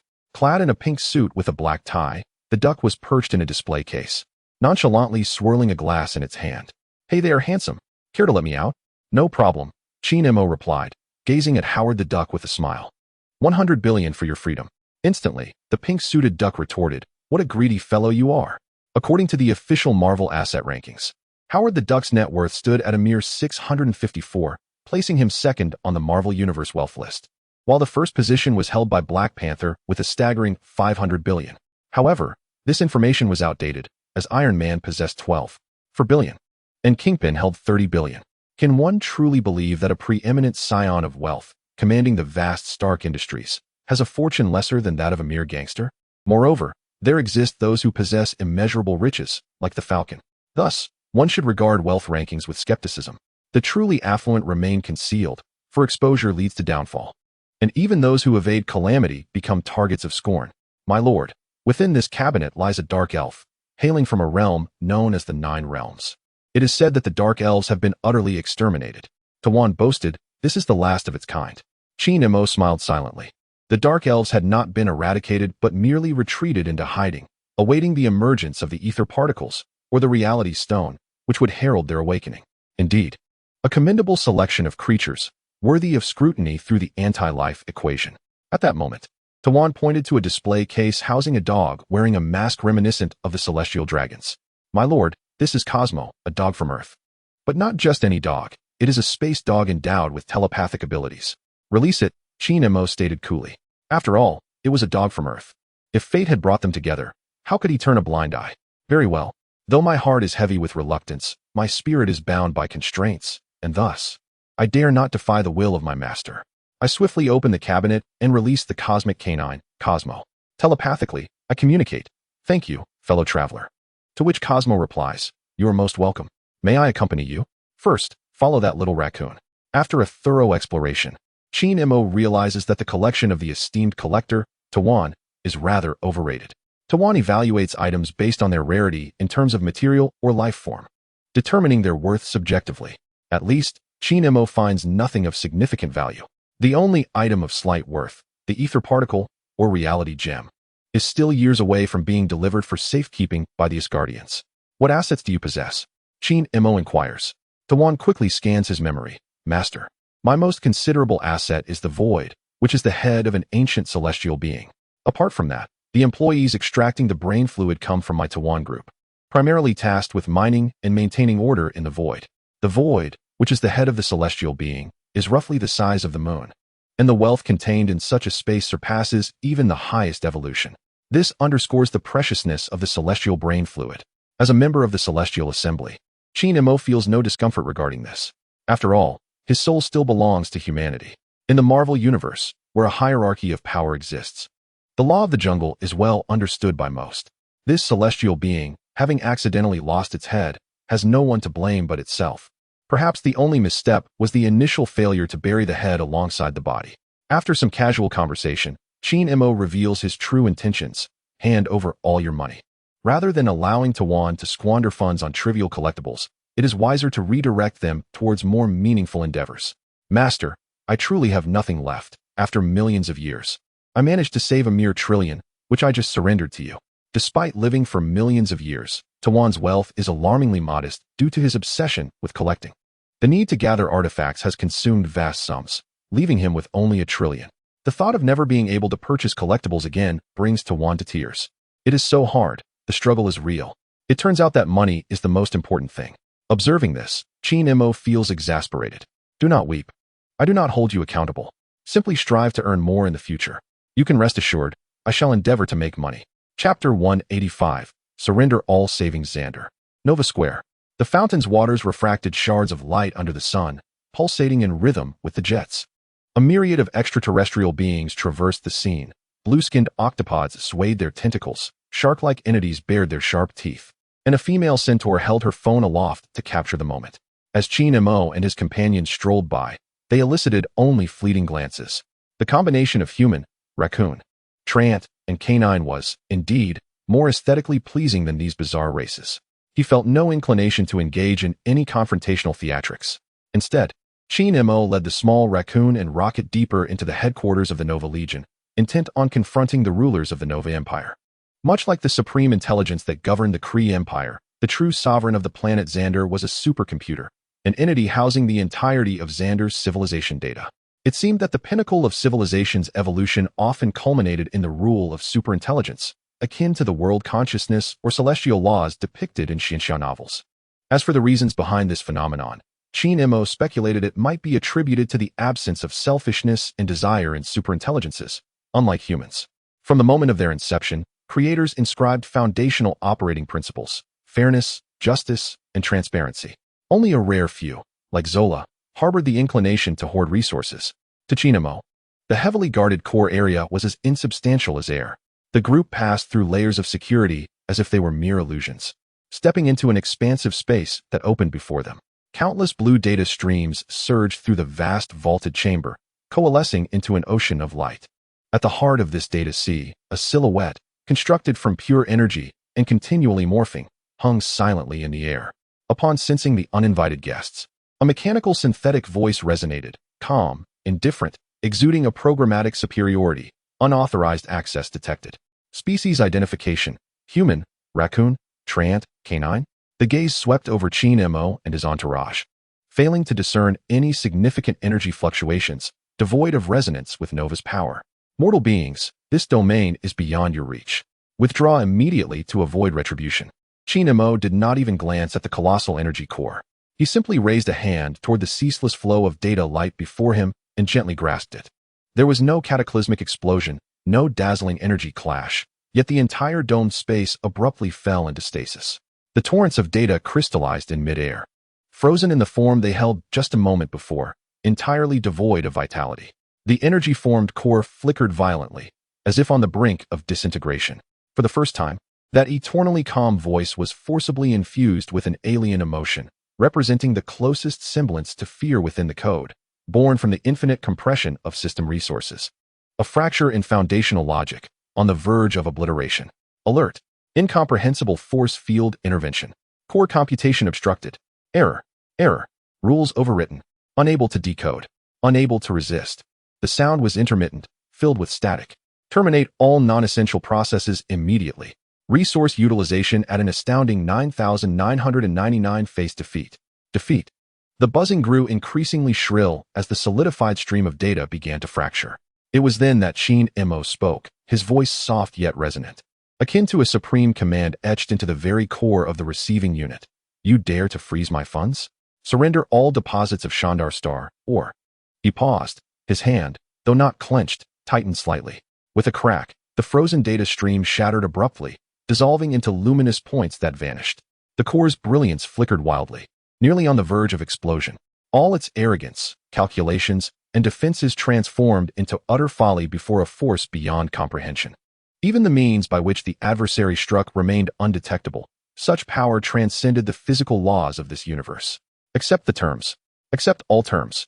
The voice had morphed into an urgent electronic tone, discarding its previous indifference and authority, leaving only submission. Unfreeze immediately. All deposits will be mobilized at the highest authority and the swiftest speed. Please cease the pressure. The core database is on the brink of collapse. Qin Mo released his grip. The once solidified stream of data surged back into motion, yet it flowed with noticeable chaos and delay. Previously, he had been powerless against artificial intelligence. Even the data consciousness of Zola had eluded him. But now, he was omniscient and omnipotent. Such a diminutive superintelligence was utterly laughable. Qin Mo turned away, disinterested in casting another glance at the nearly incapacitated superintelligence. He was leaving, heading home to collect his funds. The potential repercussions of the disappearance of all deposits for Shandar Star, or the New Star Empire, were of no concern to him. The fate of a group of aliens. Who would care? He was no benevolent figure like Chung Xin. Qin Mo was solely focused on the amount that would be deposited. If we were to draw a parallel to Earth, with a circulating cash and demand deposit total of approximately $40 trillion, the deposits of Shandar Star should amount to an astronomical figure. Their technology far surpassed that of Earth, and this was a planet of immigrants. Those aware understood the value of immigration. The impoverished could hardly afford the cost of migration, save for those who could clandestinely journey to Shandar Star. Anti-Earth, the home of rockets and Lyra. The rocket, with a mischievous glint, inquired, "Boss, how do you plan to spend this money?" The experiences in the void and Shandar Star solidified the rocket's determination to cling tightly to Qin Mo. Even if eternity should arrive, it would not let go. How to spend? Qin Mo pondered, a peculiar sensation rising within him. The system might frantically refresh revival coins, given the system's propensity for refreshing items. There truly existed such a possibility. Nevertheless, it matters not. You may refresh your perspective, and I shall take a glance to pay my respects. Acquiring one would signify my defeat. Such a substantial fortune should elevate him to a comparable echelon.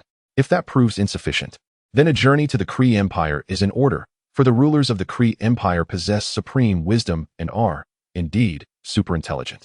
Should seizing the Kree Empire yield no results, fret not, for there remains the formidable Thanos. With 5 Infinity Stones as leverage, one could persuade the director of the Population Control Office to venture into the cosmos and plunder wealth. Qin Mo suddenly realized that, henceforth, he would likely not suffer from a lack of funds. Rather, what he would be in want of is time and luck. The system store refreshes thrice daily, which is hardly sufficient, and one must also consider the system's peculiar tendencies. For less significant items, such as golden serum, Qin Mo might negotiate terms with the system. However, for more crucial artifacts, like the fragments of the cosmic heart, it all hinges on the system's favor. Ding. Chapter 186. This life is unbearable. Ding. The store balance has reached 55 trillion new star coins, with an account balance of 556 trillion.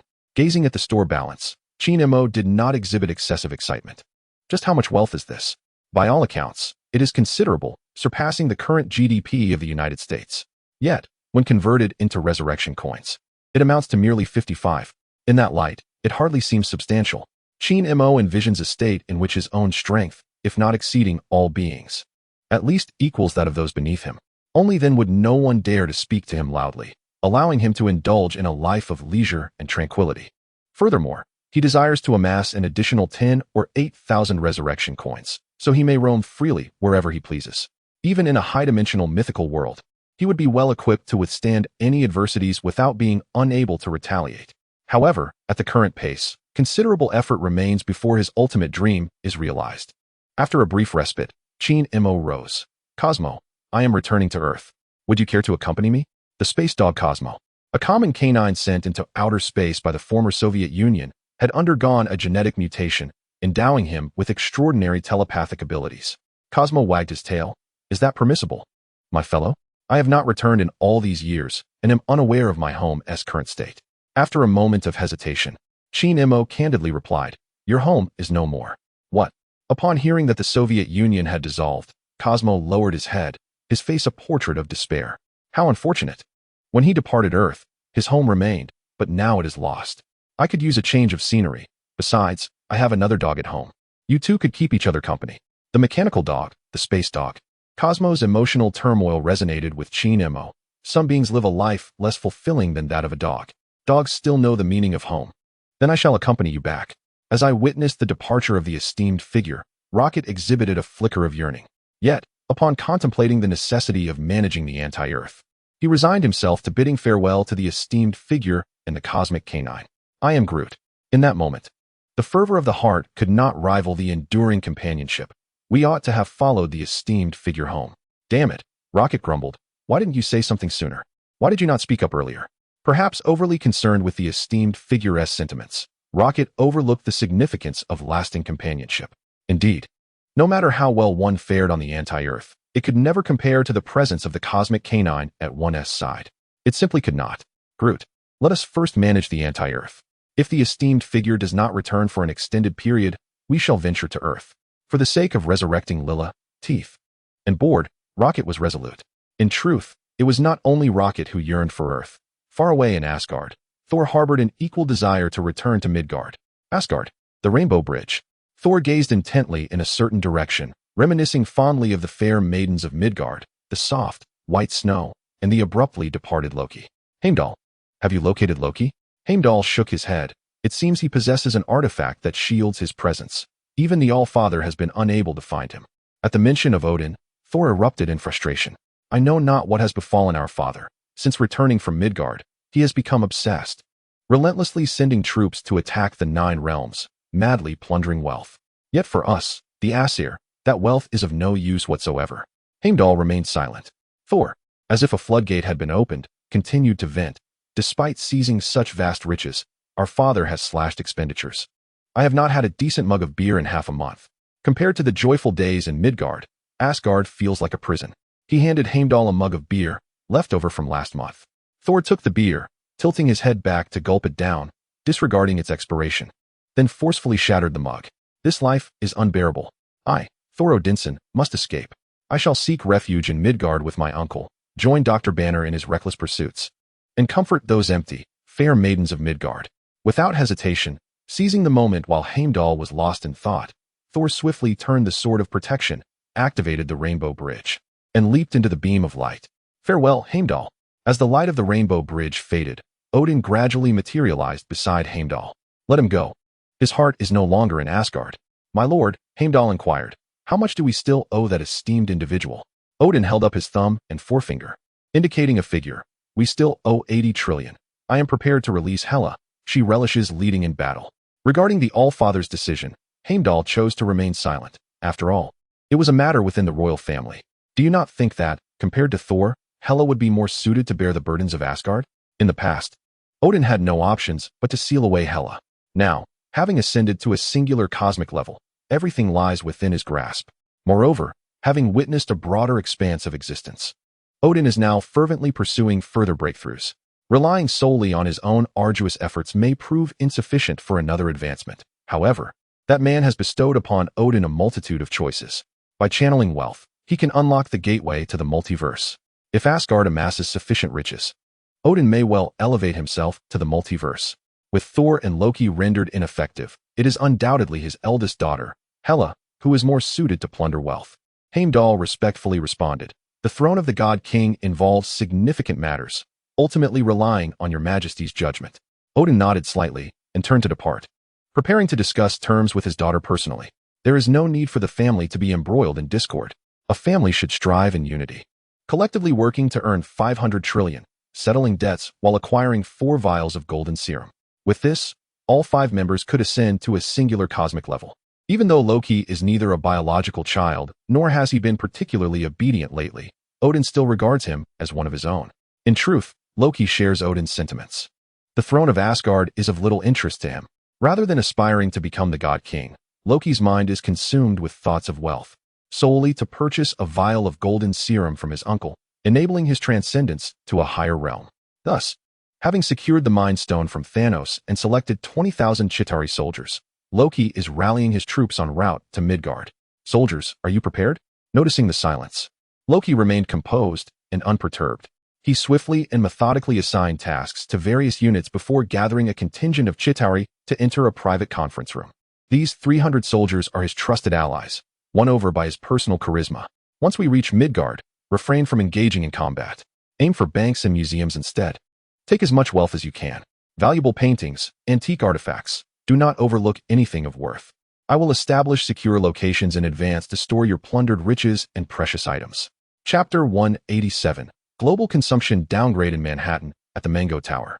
The shareholders' meeting of Mango Mobile Company convened as scheduled, with stakeholders including Tony and Qin Mo in attendance. Inside the conference room, Tony pointed at the large screen. In the second quarter, mobile phone sales have declined. Sales have declined? That shouldn't be the case. We haven't skimped on features. Every necessary function has been upgraded without exception. It's not related to the quality of the phones. Tony shook his head and brought up a data report on the screen.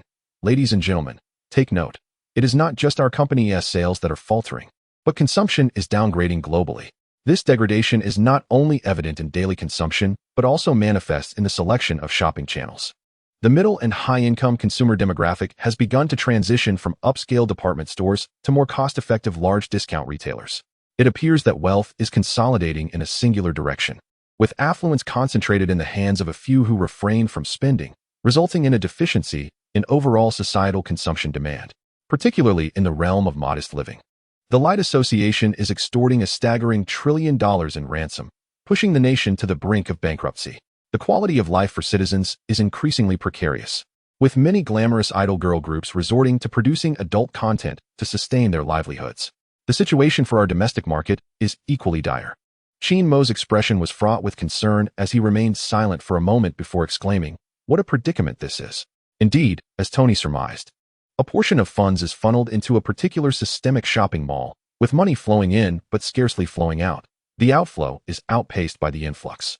There is little recourse, as the philanthropic expenditures of the system pale in comparison to Qin Mo's financial acumen. Charitable endeavors require only a modest amount of funds, whereas Qin Mo has plundered nearly $1 trillion from the Hydra organization alone. Not to mention the demand for $19 trillion in ransom from YouTube for Rome, and the Light Association, which has directly led to the collapse of these nations' economies. Thus, it is no wonder that consumption is on the decline. Currently, our company's lowest-priced mobile phone product retails at $500. Given the grim global economic climate, I propose the development of a relatively low-end product to recapture lost market share. How does a retail price of $350 sound? Upon hearing this, a shareholder from America Telecom hastily inquired, "Stark, how does this price affect profit? Will there be any profit at all?" Initially, Mango Mobile Company was solely owned by Tony Stark and Qin Mo, but later, to establish a sales network. A portion of shares was diluted and distributed among major telecom companies. In business, one cannot be greedy. Only by expanding the pie can we bind various interests together and grow stronger. We might consider reducing profit margins by about 5 points. Tony explained, bringing the net profit margin down to 20. Such a significant decrease?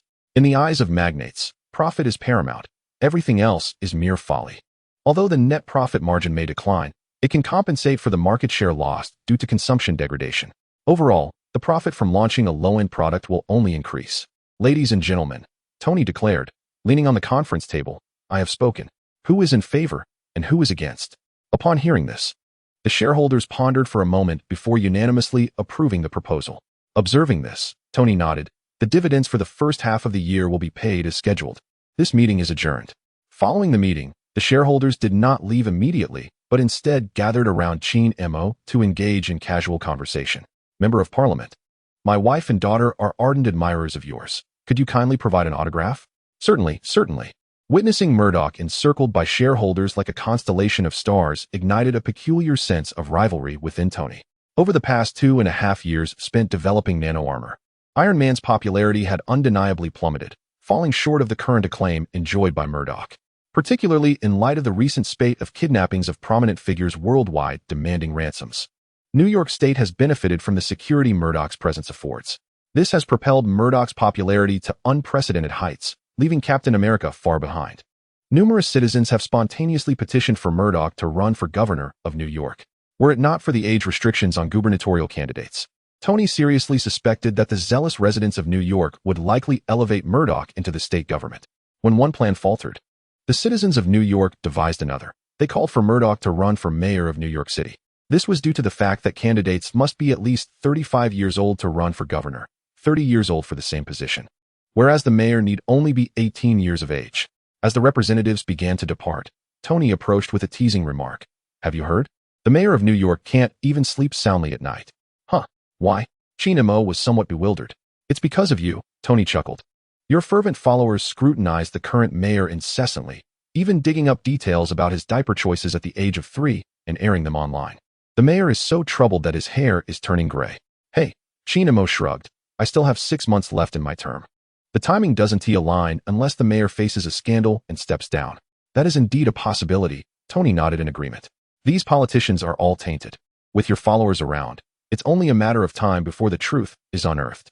By the way, what is going on with you? What do you mean? Qin Mo inquired, confused. Dr. Zhao, Tony complained. I've paid for my nutritional support. Why are you leaving Dr. Zhao hanging? Well, Qin Mo replied, somewhat helpless. You know I've been at the White House protecting the speaker for the past few days. I just returned yesterday, and I'm preparing to visit Dr.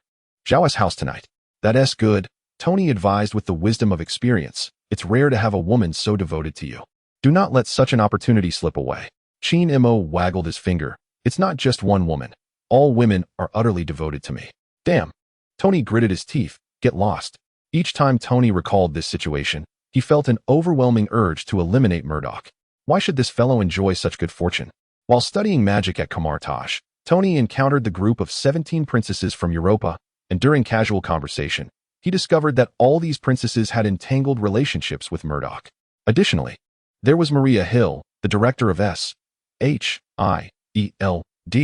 and Dr. Zhao Hailuan, who was utterly infatuated with her idol. The young man still has Sky at home.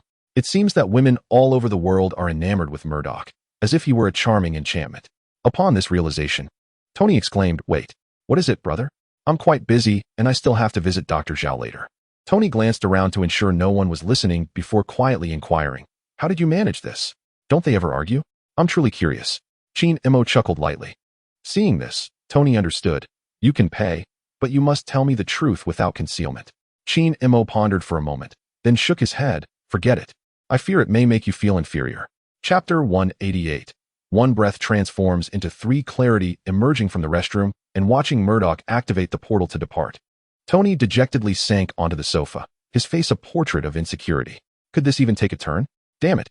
No wonder so many women are utterly devoted to him. Tony could master the nano-armor, yet this twist, he simply could not grasp, truly could not. To develop the nano-armor in a mere 2.5 years was partly due to the expertise of Zhao Hailuan, the nano-specialist, and the reference provided by the White Qin armor. Studying magic in Kamartaj was largely attributed to the exceptional teaching quality of Master Gui. Of course, his aptitude for magic was not lacking either.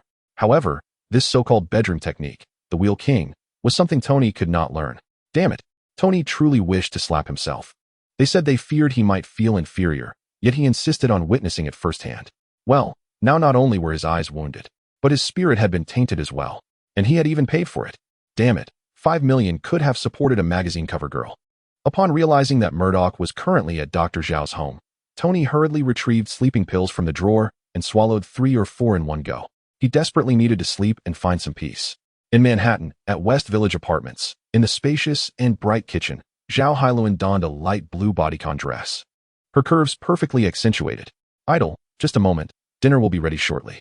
The prospect of finally making a move on her idol excited her to the point of daydreaming. What posture should she adopt? Even without experience. She had seen enough to know a thing or two. Now, her physique had undergone a second development, yet Zhao Hailuan clearly desired more, such as eternal youth. This feeling stemmed from a woman's sixth sense. Regardless of whether her wishes would come true, merely the act of conquering her idol would not leave her at a loss. Countless women longed to claim their idols, yet had no opportunity. It was a clear victory. In the living room, Qin Mo reclined on the sofa, staring at the ceiling in a daze while browsing the system's marketplace. Divine ability. 1 Qi transforms into 3 pure ones, capable of dividing into 3 avatars with power equivalent to the original self. The original possesses absolute control over the avatars and can summon them back at will. Price, 10 trillion. It is precisely this item, the most exorbitantly priced in history, that left Qin Mo in a daze for 2.5 minutes. His stupor was not due to the inadequacy of 1 Qi transforms into 3 pure ones, but rather its overwhelming strength, truly astonishing. Imagine, while Qin Mo is engaged in a duel, suddenly 3 avatars of equal strength emerge, transforming the one-on-one battle into a chaotic melee. Marvelous, absolutely marvelous. Purchase, purchase, purchase. 1 Qi transforms into 3 pure ones. Ding. Purchase successful. Thank you for your patronage. The moment Qin Mo acquired this divine ability, he inexplicably felt as though he had been copied and pasted thrice. Even though the avatars were extensions of himself, they remained mere shadows of his true self.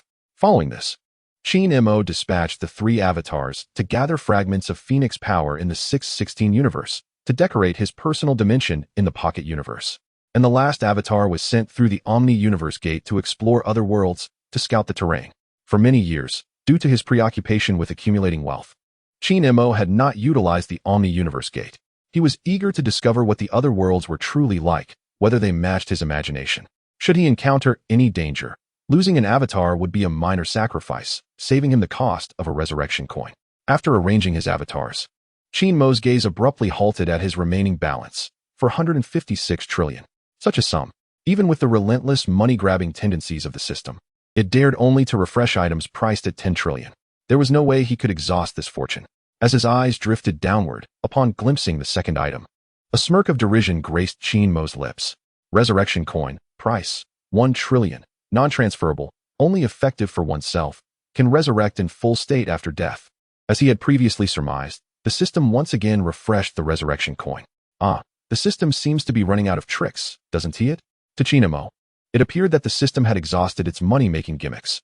These items held no novelty whatsoever. If you have the capability, why not refresh a king of the daughter kingdom or a beautiful yet foolish ex-wife, or perhaps the enchanting fairy sister? Let us see if I would hire them. Skipping past the resurrection coin, Qin Mo continued to peruse. Qian Donkey, a marvelous steed, causes a temporary 60 drop in strength to anyone who beholds it. Commonly referred to as the Qian Donkey's trick, price, 10 trillion. Qin Mo, my apologies for my earlier remark. This Qian Donkey is indeed quite innovative. The mere sight of the Qin donkey temporarily diminishes an opponent's strength by 60, meaning even before a fight commences, the adversary is already gravely weakened, left with only 40 of their power. The concept of divinity is indisputable.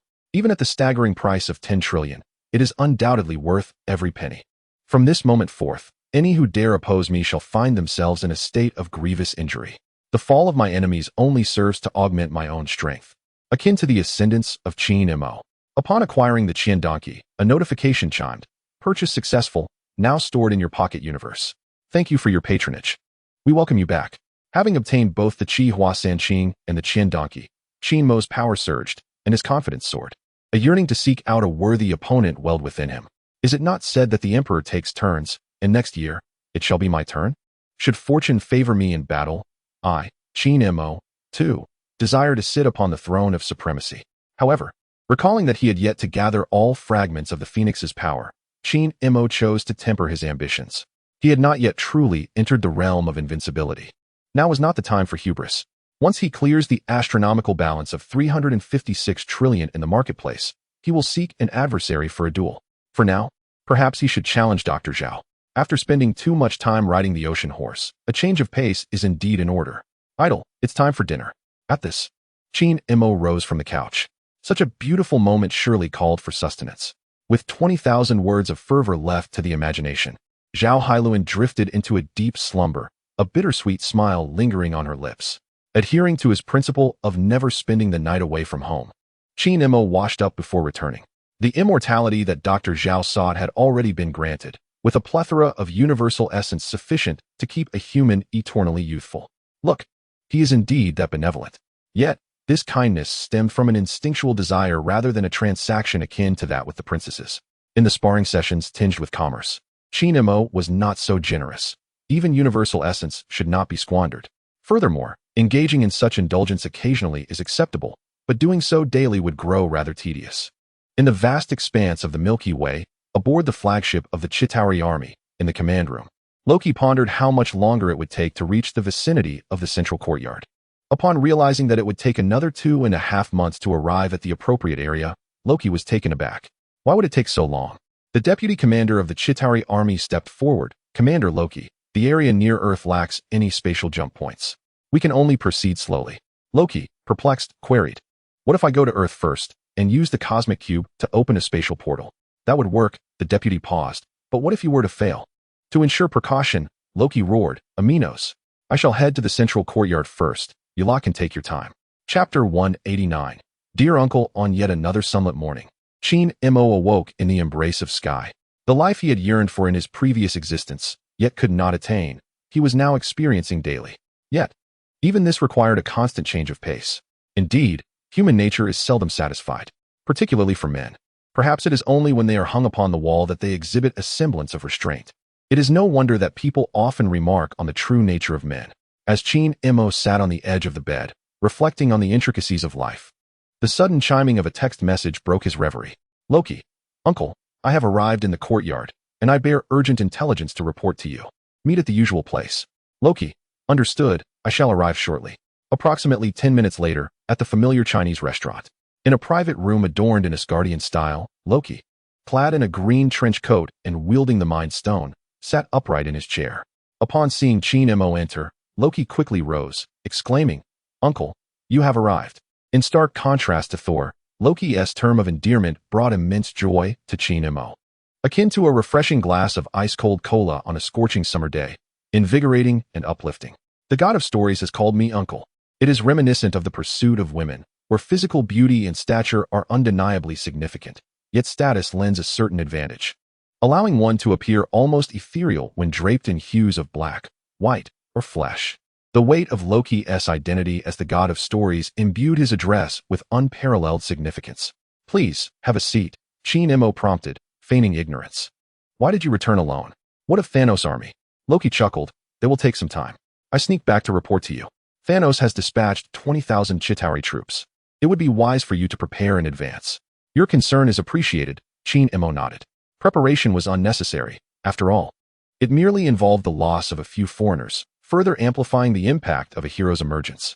The ephemeral concepts of popularity and influence must be diligently maintained. Otherwise, One risks fading into obscurity like the once revered Iron Man. When do you intend to take action? Uncle, could you possibly advance the serum? I fear my current strength may be insufficient and might compromise your plans. Your current abilities are just right. There are hardly any formidable superheroes in the courtyard. Qin Mo thought, fully aware of Loki's intentions. The lad indeed possessed talent and cunning, managing to conceive a scheme for 300 Chitauri soldiers to rob banks, jewelry stores, and museums, an exceptional mind at work. Due to the flutter of Qin Mo's metaphorical butterfly wings, consumerism has indeed diminished, yet people's love for wealth has intensified. However, Loki's allegiance remained somewhat tenuous. Further testing was required. Very well, Loki bowed his head, his fingers ceaselessly caressing the Mind Stone. His twinkling eyes seemed to deliberate whether the Mind Stone would prove effective against this uncle of his. In an instant, a surge of verdant energy erupted. When Loki lifted his gaze, his countenance was etched with a look of resignation. Just let him be. If this continues, the moment of my emergence will be irrevocably marred. Qin Mo replied coolly, "You are not even willing to call me uncle." Having adopted a more mature demeanor, Loki hesitated momentarily. "Uncle, please stop." This utterance of uncle was the most delightful title Qin Mo had heard lately, rivaling even that of father. Rest assured, dear uncle knows exactly what he is doing. I shall not ruin anything. You know nothing, Loki retorted with a roll of his eyes. What else do you expect me to do? Qin Mo shrugged nonchalantly. Surely, you cannot remain like you do, languishing at the end of time. Moreover, dear uncle is here to save your father, your mother, your brother, Asgard, and you. Such heartfelt words ultimately swayed Loki. You better deliver on your promise. I shall be watching you. Sensing that the god of stories was about to depart, Qin Mo smiled. What's this, dear nephew? Ready to leave already? But before you go, let us settle the bill. What bill? Loki exclaimed incredulously. You expect me to pay for a meal I did not even touch at your Chinese restaurant?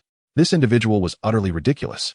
Despite possessing such formidable power, he was inexplicably obsessed with mundane, earthly currency. Not that, Qin Mo interjected.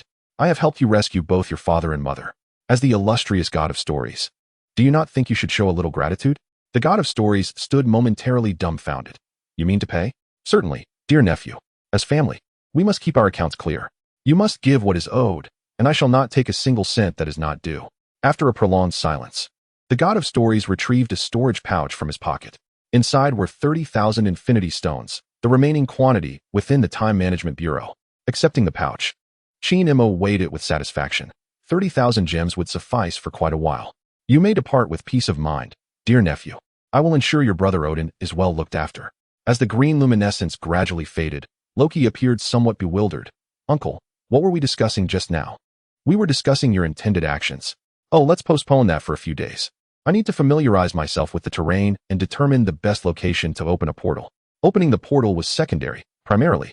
It was crucial to pre-mark the locations of banks, gold shops, and museums, and then, using the Mind Scepter, control a few Midgardians to rent a warehouse for storing the ill-gotten gains.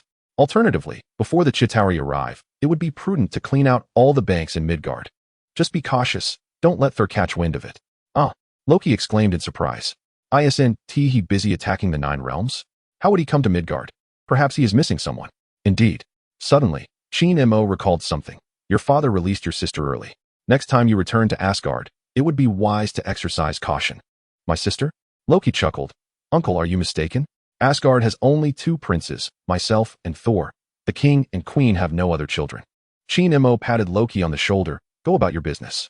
As for your sister, when you next visit Asgard, you shall comprehend the situation. Until we meet again, do remember to settle your debts. Watching Qin Mo's retreating figure, Loki ultimately could not muster the courage to use the scepter of mind control on him to seize the golden serum. It was exceedingly likely that this uncle was immune to the scepter's influence.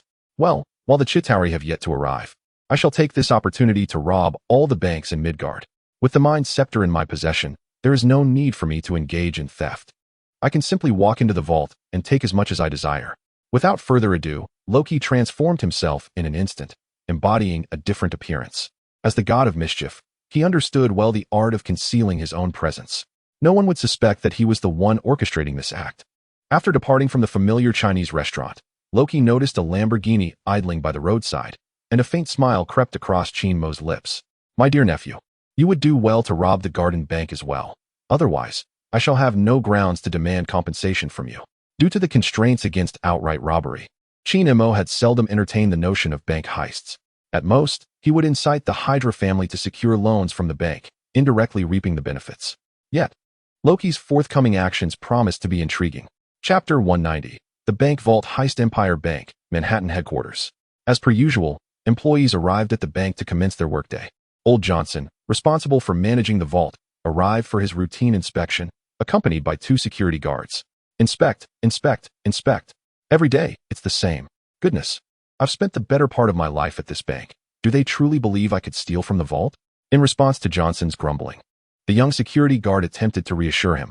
Uncle Johnson, it's the bank's requirement. We have no choice this early in the morning. As the vault doors slowly creaked open, Johnson continued to murmur, "Go ahead, check for yourselves, see what has gone missing." Before he could finish, the 3 of them froze in place, as if struck by lightning. Their expressions one of utter disbelief. The once towering stacks of glimmering cash and gold had vanished completely. The vault stood empty, devoid of even a single bill. The first to react were the 2 security guards, who simultaneously sprang into action, forcefully pinning Johnson's arms behind his back and pressing him firmly to the ground. "Where's the money? What happened to the money inside?" Old Johnson lamented. "How on earth am I supposed to know where the money went? Don't hold me back. I can still run. Quickly, check the surveillance footage." The white security guard, regaining his composure, glanced at his black colleague. "You keep an eye on him while I inform the bank president." With the arrival of the bank president, Mr. Fobler, the theft at the Imperial Bank swiftly ascended to the headlines. As public attention turned towards the Imperial Bank's heist, the Garden Bank, New York Bank, and Wells Fargo subsequently reported similar thefts. In an instant, banks across New York, both large and small, followed suit, all rushing to file reports with their surveillance footage in hand. The mayor of New York felt as though the sky were collapsing around him. He was already under scrutiny from fervent followers threatening to dethrone him and install Murdoch in his place. Now, it seemed, no one had to lift a finger. Should the case remain unresolved for long, the powerful capitalists behind these banks could easily see him imprisoned for the remainder of his days. Without a moment's hesitation, the mayor declared a citywide lockdown and sought assistance from Shield. Initially planning to reach out to Murdoch for aid, he reconsidered, given that the Garden Bank, under Murdoch's ownership, had also been robbed. Thus, he decided to steer clear of that ill-fated alliance for the time being. Meanwhile, the orchestrator of the chaos, Loki, gleefully made his way to the next city, Washington. In Manhattan, at the Garden Bank building, a temporary shareholders' meeting was underway. Qin Mo occupied the seat of the major shareholder, resembling a volcano poised to erupt, compelling everyone to lower their heads in trepidation. "Tell me, how did the vault get robbed?" he demanded. "Sir, it wasn't just our bank. The Imperial Bank and New York Bank have been robbed as well." Before Qin Mo could respond, shareholders began to vent their frustrations. "Let them perish. Will you follow suit? I care not for other banks' misfortunes.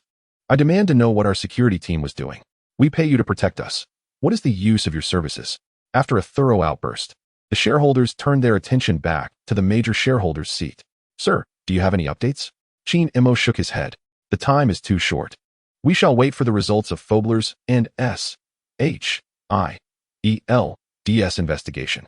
With a resigned sigh, he added, "For now, that is all we can do."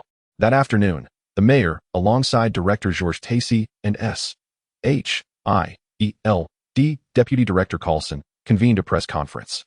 "Citizens," he announced, "thanks to the diligent efforts of Director Georges, Director Carlson, and the New York government, we have identified the perpetrator behind the bank thefts, Hiddleston. This individual is currently en route to Washington. We are actively pursuing his capture and will reward anyone providing information leading to his apprehension with a bounty of 500,000. To bolster the authenticity of the press conference, authorities even released the surveillance footage directly. After the press conference, Loki, transformed into Hiddleston, swiftly became an internet sensation due to his striking handsomeness, earning the title of a superhero online. The comments flooded in. "What a handsome man. How splendidly he steals. It's undoubtedly a case of the upstairs fool. All your savings are gone." "I have no savings. I actually owe the bank 38,000. What about the netizens from New York? Isn't your state claimed to be the safest in America? Speak up." "Incompetent mayor. I suggest letting him step down." "Indeed, utterly incapable. Though his wife is quite attractive. No pictures, no truth. Show us the evidence." As Qin Mo scrolled through the online remarks, he was suddenly transported back to his previous life as a keyboard warrior, brimming with the fervor of pointing out the absurdities of the world. The essence of a keyboard warrior lies in opposing for the sake of opposition. Regardless of whether one's arguments are valid or reasonable, the goal is simply to dissent. Interspersed were phrases like, he's panicking, culminating in yes, yes, yes, before contentedly closing the comment section. The theft at the garden bank had little effect on Qin Mo. He was not only unperturbed, but even found the situation amusing. If Loki hadn't robbed the garden bank, he would have lacked a legitimate reason to demand compensation. Let Loki revel in his mischief for a while. Once he had plundered every bank on Earth and grown fat with ill-gotten gains, he would then demand exorbitant reparations from Loki, effectively having him work for him. As he drove away from the garden bank building, Qin Mo received a call from Tony. Was the loss substantial? Why not come over to my place? I can find a few lovely ladies to comfort you. I recorded this. Goodbye. Seizing upon Tony's euphoria from the successful development of his nano-armor, Qin Mo planned to challenge him. This matter involved the entangled histories of Tony Stark, Howard Stark, Steve Rogers, and James Barnes. It harkened back to a time when the Iron Man faction and Captain America faction waged wars against each other, with neither side able to convince the other. Even after many years, the assassination of Howard and Maria Stark by the Winter Soldier remained a sensational topic, capable of generating immense traffic. At the Hydra base by the Hudson River, where Bucky was being held, Zola suddenly inquired, "Boss, are you planning to hand him over to Stark?" Qin Mo shook his head. "Let us sell him to Peggy Carter." Zola fell silent, overwhelmed by incredulity. Truly, the boss had a knack for tormenting the Rogers-Carter couple. And once done, he would turn his attention to Bucky. The Winter Soldier, after all, was a pitiable figure. Hearing this, Qin Mo shot a sideways glance at Zola. "Doctor, one must at least refrain from being as shameless as you are. Don't tell me you're unaware of why the Winter Soldier became the Winter Soldier." During World War II, Bucky fell from a cliff while on a mission and was personally transformed into the Winter Soldier by Zola. A chuckle escaped Zola's lips as he remarked, "After your efforts to redeem my reputation, I nearly forgot the absurdity of my past actions. How much are you planning to sell it for? Young Carter must still owe you a considerable sum." Qin Mo remarked quietly, "No money? Let her take a loan from the bank." Chapter 191. Trapped by Capital in Manhattan, at the Mango Building, Peggy Carter, having returned to her youth, assumed the role of executive assistant at Mango Company, thus embarking on a new chapter of her life. As the inaugural director of S.H.I.E.L.D., she had amassed a wealth of experience over her years of service. It was precisely for this reason that Qin Mo bestowed upon her ample authority and trust. A seasoned veteran should be utilized to the fullest. However, appointing the founder of S.H.I.E.L.D. to the position of assistant seemed somewhat of an underutilization of her talents. "Miss Carter, here is last month's payroll for the group. Your signature is required." After signing, Peggy casually inquired, "What was my salary last month?" "Miss Carter, your annual salary is $600,000, which amounts to $50,000 per month. Thank you. You may go about your duties." Once the finance officer departed, Peggy gleefully opened her computer, eager to purchase some attire suitable for a young woman in her 20s. Having completely bid farewell to her legendary identity, she was ready to embrace her new life. With a series of outfits added to her shopping cart, Peggy acknowledged her previous misjudgment of Murdoch. She had assumed he shared the same greed and shrewdness as those other capitalists. Yet, a monthly salary of $50,000 was indeed generous. For the citizens of the Grand Nation, such remuneration was undoubtedly considered high. However, the thought of the $5 billion debt loomed large, and her smile instantly faded, leaving only a sense of confusion regarding the future. "Oh my, I have to repay $16 million every month," she exclaimed. When interest is factored in, it feels like an insurmountable burden, one that could last a lifetime. In light of the staggering debt she bore, the salary of an executive assistant seemed trivial. Realizing this, Peggy murmured to herself, "A monthly salary that barely covers the interest? Am I ensnared by capital?" Indeed, Murdoch proved to be a true capitalist, a top-tier magnate who had effortlessly confined her to a life of financial servitude. Yet, who could she blame? It was all a result of her own choices. However, this existence was far from what she desired. She longed to rekindle her romance with Steve. Years of experience as an agent swiftly dispelled her confusion, and she resolved quietly to become a defaulter. With no money and a life to spare, why should she repay debts incurred by her own merit? At worst, one could return their life to Murdoch. Yet, recalling Murdoch's almost supernatural methods, Peggy found herself slumped in her chair. The thought of being a deadbeat was one thing, but to truly act on it would surely render her life a living hell. A fate worse than death. As a mere woman, how could she possibly oppose the divine Murdoch? Unless, of course, she surrendered herself in marriage to him, thus becoming family and rendering the debt moot. How could such a thought even cross my mind? Just then, words suddenly appeared on her computer screen, causing Peggy to sit up straight. Should I call you Pepe or Peggy? She hastily typed back, inquiring, who are you really? Who I am is of little consequence. You must be acquainted with this gentleman, accompanied by an image. Upon recognizing the bare-chested man in the picture, Peggy Carter gasped, James Barnes? He's still alive? This situation mirrored the earlier dealings of the high table selling Steve's whereabouts to Nick Fury. Not 998, nor 668, just £1 billion. And you can reunite with your old friend. A familiar sensation surged through Peggy's mind, making her acutely aware of the strangeness of this world. First, there was the high table trafficking Steve's location, then the Illuminati kidnapping world leaders, and now Murdoch, offering her the astronomical sum of $10 billion to reclaim her youth. Alongside the heists occurring in banks across America, these seemingly unrelated entities all shared a singular goal: money. They simply desired wealth. It felt as though Peggy was grasping at something elusive. She had previously suspected a connection between Murdoch and the high table, yet lacked proof. Now, the high table was employing its old tactics once more. Taking a deep breath, Peggy typed furiously, I don't possess that much money. I owe $5 billion. $5 billion? Are you jesting? Even selling you wouldn't fetch $5 billion. Although offended, Peggy didn't linger on the topic but instead typed, could you possibly lower the price? I truly lack such funds. You have 3 days. Once the money arrives, we will immediately release Mr. Barnes, or prepare a coffin for him in advance. Of course, you may also trade your secret to reclaim your youth from Mr. Barnes' life. Reading this, Peggy found herself in turmoil. On the surface, they presented 3 options, yet in reality, there was only one: money. Neither she nor Steve would stand idly by while Barnes was killed by the high table, nor could they dare to reveal the secret of reclaiming youth. Murdoch was far more terrifying than the high table. After much contemplation, Peggy slowly typed, all right. She then stood up and left decisively. She needed to consult Steve for a solution. Why not seek Tony? She is merely Tony's aunt, not his mother. Having already troubled her so much, one ought to be content. As for Murdoch, there is no hope to be had. Tony mentioned that the lad maintains a laboratory, so impoverished that he cannot even afford to discard a second-hand Mazda. Moreover, when it comes to Bucky, only Steve would genuinely offer assistance. After all, in this new era, only the 3 of them remain. Following the address provided by Tony, Peggy drove to an apartment in Brooklyn, awaiting Steve's return. As night fell, the man she had long yearned for finally appeared. Steve. The familiar voice sent a shiver through him, making him question his own senses. Upon seeing the woman in a burgundy ensemble standing at the door, her golden curls reminiscent of a bygone gala, Steve was momentarily lost in a haze. Peggy? A few months prior, Steve had personally carried his beloved's casket, bidding farewell as she was laid to rest. The figure before him was likely an illusion. You are not Peggy. Who are you truly? Recalling the recent spate of bank vault heists across the nation, Steve scoffed. You should not have come to find me. Peggy Carter clearly did not anticipate such a reaction from her beloved. Upon witnessing Steve's readiness to act, she felt compelled to divulge a secret known only to them. You have a birthmark on your... Upon hearing this, a hint of embarrassment flickered across Steve's face. After years apart, Peggy rushed into her beloved's embrace, holding him tightly.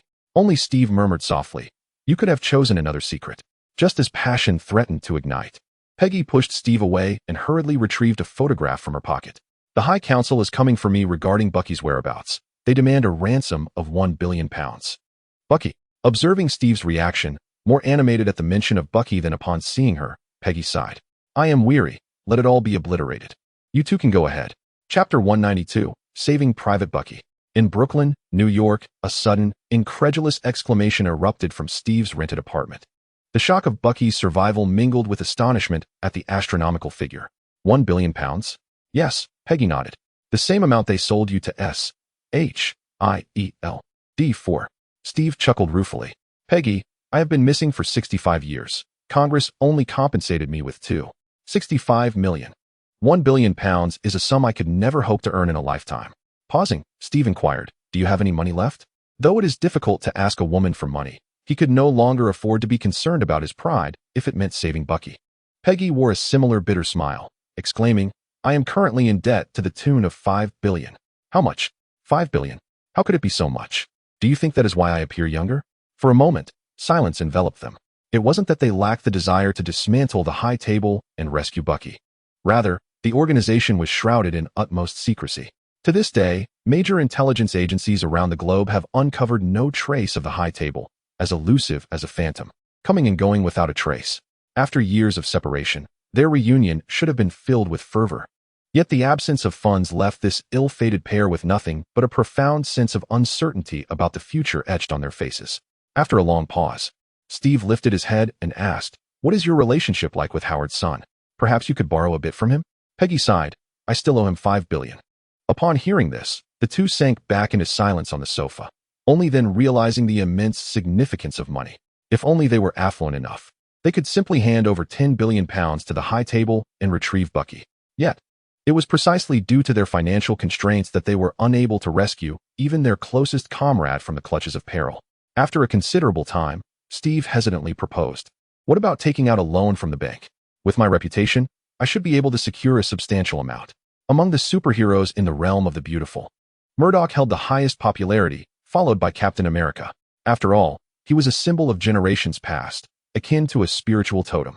Peggy shook her head. "Recently, numerous banks have been plagued by a surge of bad debts. Currently, loan policies have tightened. Even someone of your stature would find it challenging to secure such a sum." Steve nodded, aware of this reality. It seemed that before several families went bankrupt, they had borrowed hundreds of billions from the banks only to vanish without a trace. To this day, the banks had yet to locate any of them. Speaking of which, the banks in New York had suffered considerably. First, they had lent out hundreds of billions without repayment, only to be robbed of their vaults by a mysterious thief. It was rumored that many banks were beginning to face bankruptcy and liquidation, resorting to discounted sales.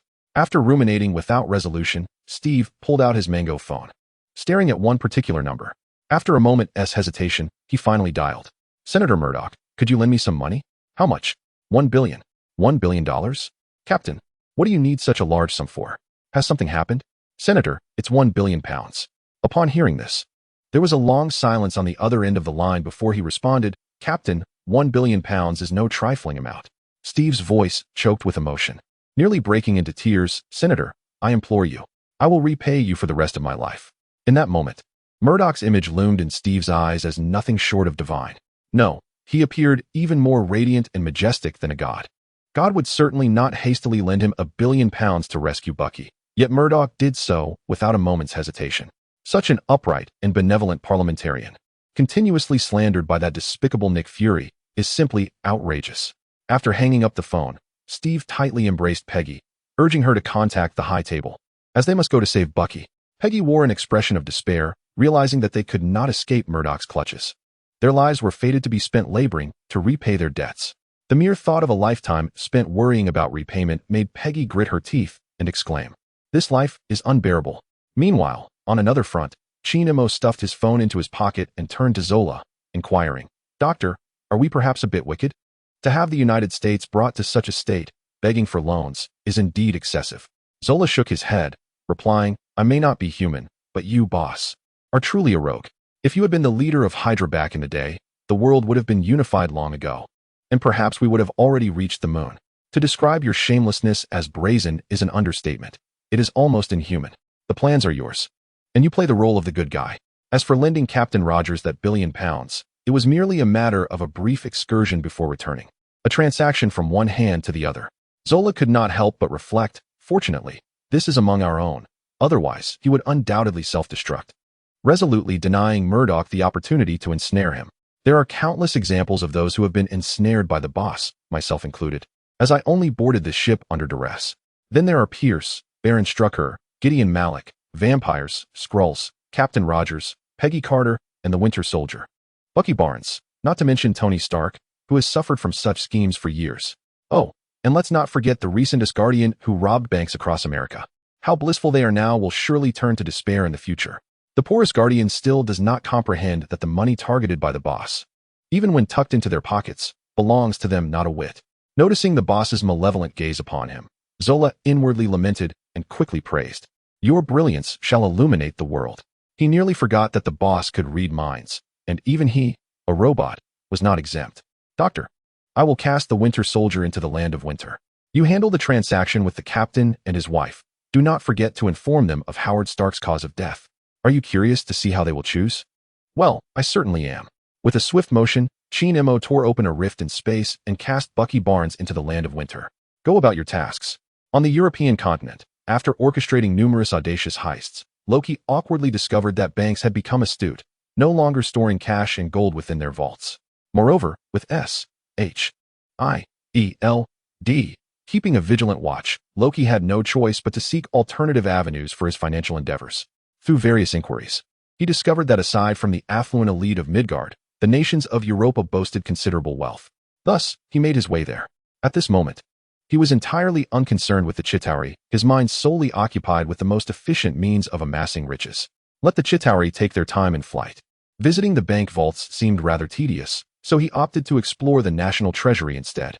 The god of mischief, Loki, once again transformed into a mysterious thief, stirring up chaos throughout the nations of Europe. His sole aim was to swiftly gather enough funds to procure a vial of the golden serum from his uncle, enabling him to ascend to a higher realm. Then, he would have the pleasure of delivering a sound thrashing to Thor, avenging the years of mockery he had endured at his brother's hands. The mere thought of pinning Thor down and administering a spanking made Loki's breath quicken, a wicked smile spreading across his face. "Oh, foolish brother, how I hope you will relish this surprise."